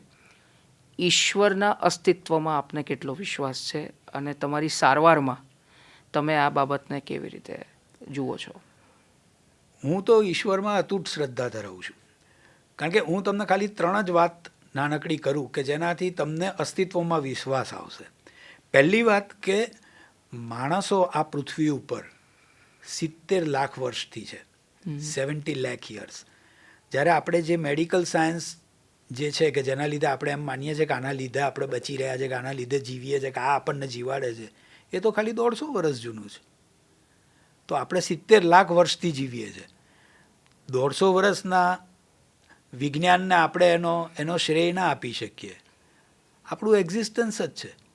તો એક એવું કોઈક અસ્તિત્વ છે કે જે આપણને ચલાવે છે. બિલકુલ. જો પતવાના હોત ડાયનાસોરની જેમ તો ક્યારના પતી ગયા હોત, નથી પત્યા. અને આપણે બધી મહામારીઓને આ અંતે બધું કરીને બી આપણે સર્વાઈવ થઈ રહ્યા છે. રાઈટ. તો આપણું અસ્તિત્વ ટકાઈ રાખવા માટે મેડિકલ સાયન્સ સિવાય બી ઘણી બધી વસ્તુઓ છે. તો તમારા અસ્તિત્વમાં શ્રદ્ધા રાખવી જ રહી. આ પહેલી વાત. બીજી વાત, તમે દાખલા તરીકે હું એક એક્ઝામ્પલ આપું છું કે આયુર્વેદનો ગ્રંથ છે. આયુર્વેદનો ગ્રંથ લખનાર ઋષિને કઈ રીતે ખબર પડી કે હળદરમાં આ ગુણ છે, લીમડામાં આ ગુણ છે? ત્યારે તો કોઈ લેબોરેટરી નથી, કોઈ એ પ્રયોગો કર્યા નથી, કશું જ નથી કર્યું.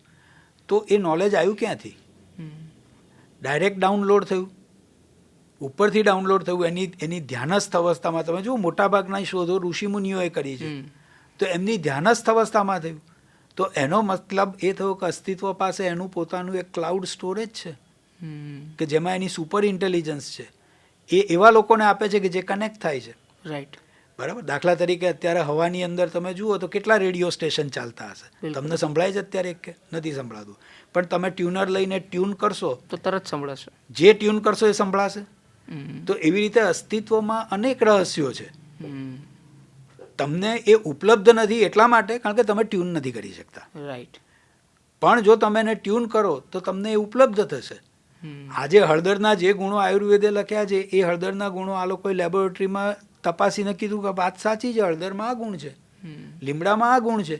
તમે એકેય જોયું કે લીમડામાં એણે આ ગુણ કીધો તો ખરેખર એ ગુણ છે જ નહીં એનામાં? એવું છે જ નહીં. તો જેમ શોધખોળો થતી ગઈ એ શોધખોળો બધી સડનલી પોપઅપ જ થઈ છે. બરાબર. એટલે હું એવું માનું છું કે તમારી ઉપર કોઈક એવી શક્તિ છે, તમે એને ઈશ્વર કહો કે અસ્તિત્વ કહો કે જે બી કહો, પણ ત્યાં તમારું જો કનેક્શન થાય ને તો તમારી જે શોધ છે ને પૂરી થાય છે. બિલકુલ સાચી વાત છે. એટલે આ એક બીજી મહત્વની વાત છે કે જેના કારણે તમને અસ્તિત્વમાં વિશ્વાસ આવે. અને ત્રીજી વાત કે આજે 14મી જાન્યુઆરીના 2026મી સૂર્યોદય કયા ટાઈમે થશે? તો એ તમે પંચાંગ જોશો તો અત્યારે પણ તમે કહી શકશો. તો જ્યારે જે વસ્તુ આટલું મોટું બ્રહ્માંડ અને એમાં આટલી નિયમિતતા ચાલતી હોય કે જે એ નિયમિત એનો જે સમય છે એ જ સમયે સૂર્ય નીકળે અને એ સમયમાં ક્યાંય આગુ પાછું ના થાય, તો તમે વિચારો કે એ બ્રહ્માંડમાં બધી વસ્તુઓ કેટલી નિયમિતતાથી ફરતી હશે. બિલકુલ. તો એને ફરાવનાર કોણ? એક શક્તિ. તો એ ઉર્જા આપણે તમે એને ગણો, તમે એને નામ ઈશ્વર આપો, અસ્તિત્વ આપો, ઉર્જા આપો, જે નામ આપવું હોય આપો, તમારી માન્યતા પ્રમાણે નામ આપો, પણ એ છે જ. રાઈટ. અને હું આનો ઉપયોગ કરીને મારા દર્દીઓને કાયમ કહું છું કે મેં એવા લોકોને જોયા છે કે જેને જોયાથી મને એમ થાય કે આ માણસનું શું થશે, અને એનું કંઈ ના થયું હોય. મેં એવા લોકોને જોયા છે કે જેને ડૉક્ટરે એમ કીધું હોય કે હવે આ 2 દિવસ નહીં કાઢે, અને એ માણસ 4 વર્ષ જીવ્યો હોય. અચ્છા. મારા એક સ્કિઝોફ્રેનિક પેશન્ટ કેદારનાથની યાત્રાએ ગયા અને ઘોડા પરથી પડી એ બેન, અને એ ખીણમાં પડી, એના હાથમાં દુપટ્ટો એનો ભરાઈ ગયો ઝાડમાં, 3 દિવસે ત્યાં લટકી રહી, અને 3જા દિવસે જીવતી બહાર નીકળી. ઓહ. એટલે એવા અનેક તમને ચમત્કારો છે કે જે તમને મેડિકલ સાયન્સ એક્સપ્લેન નહીં કરી શકે.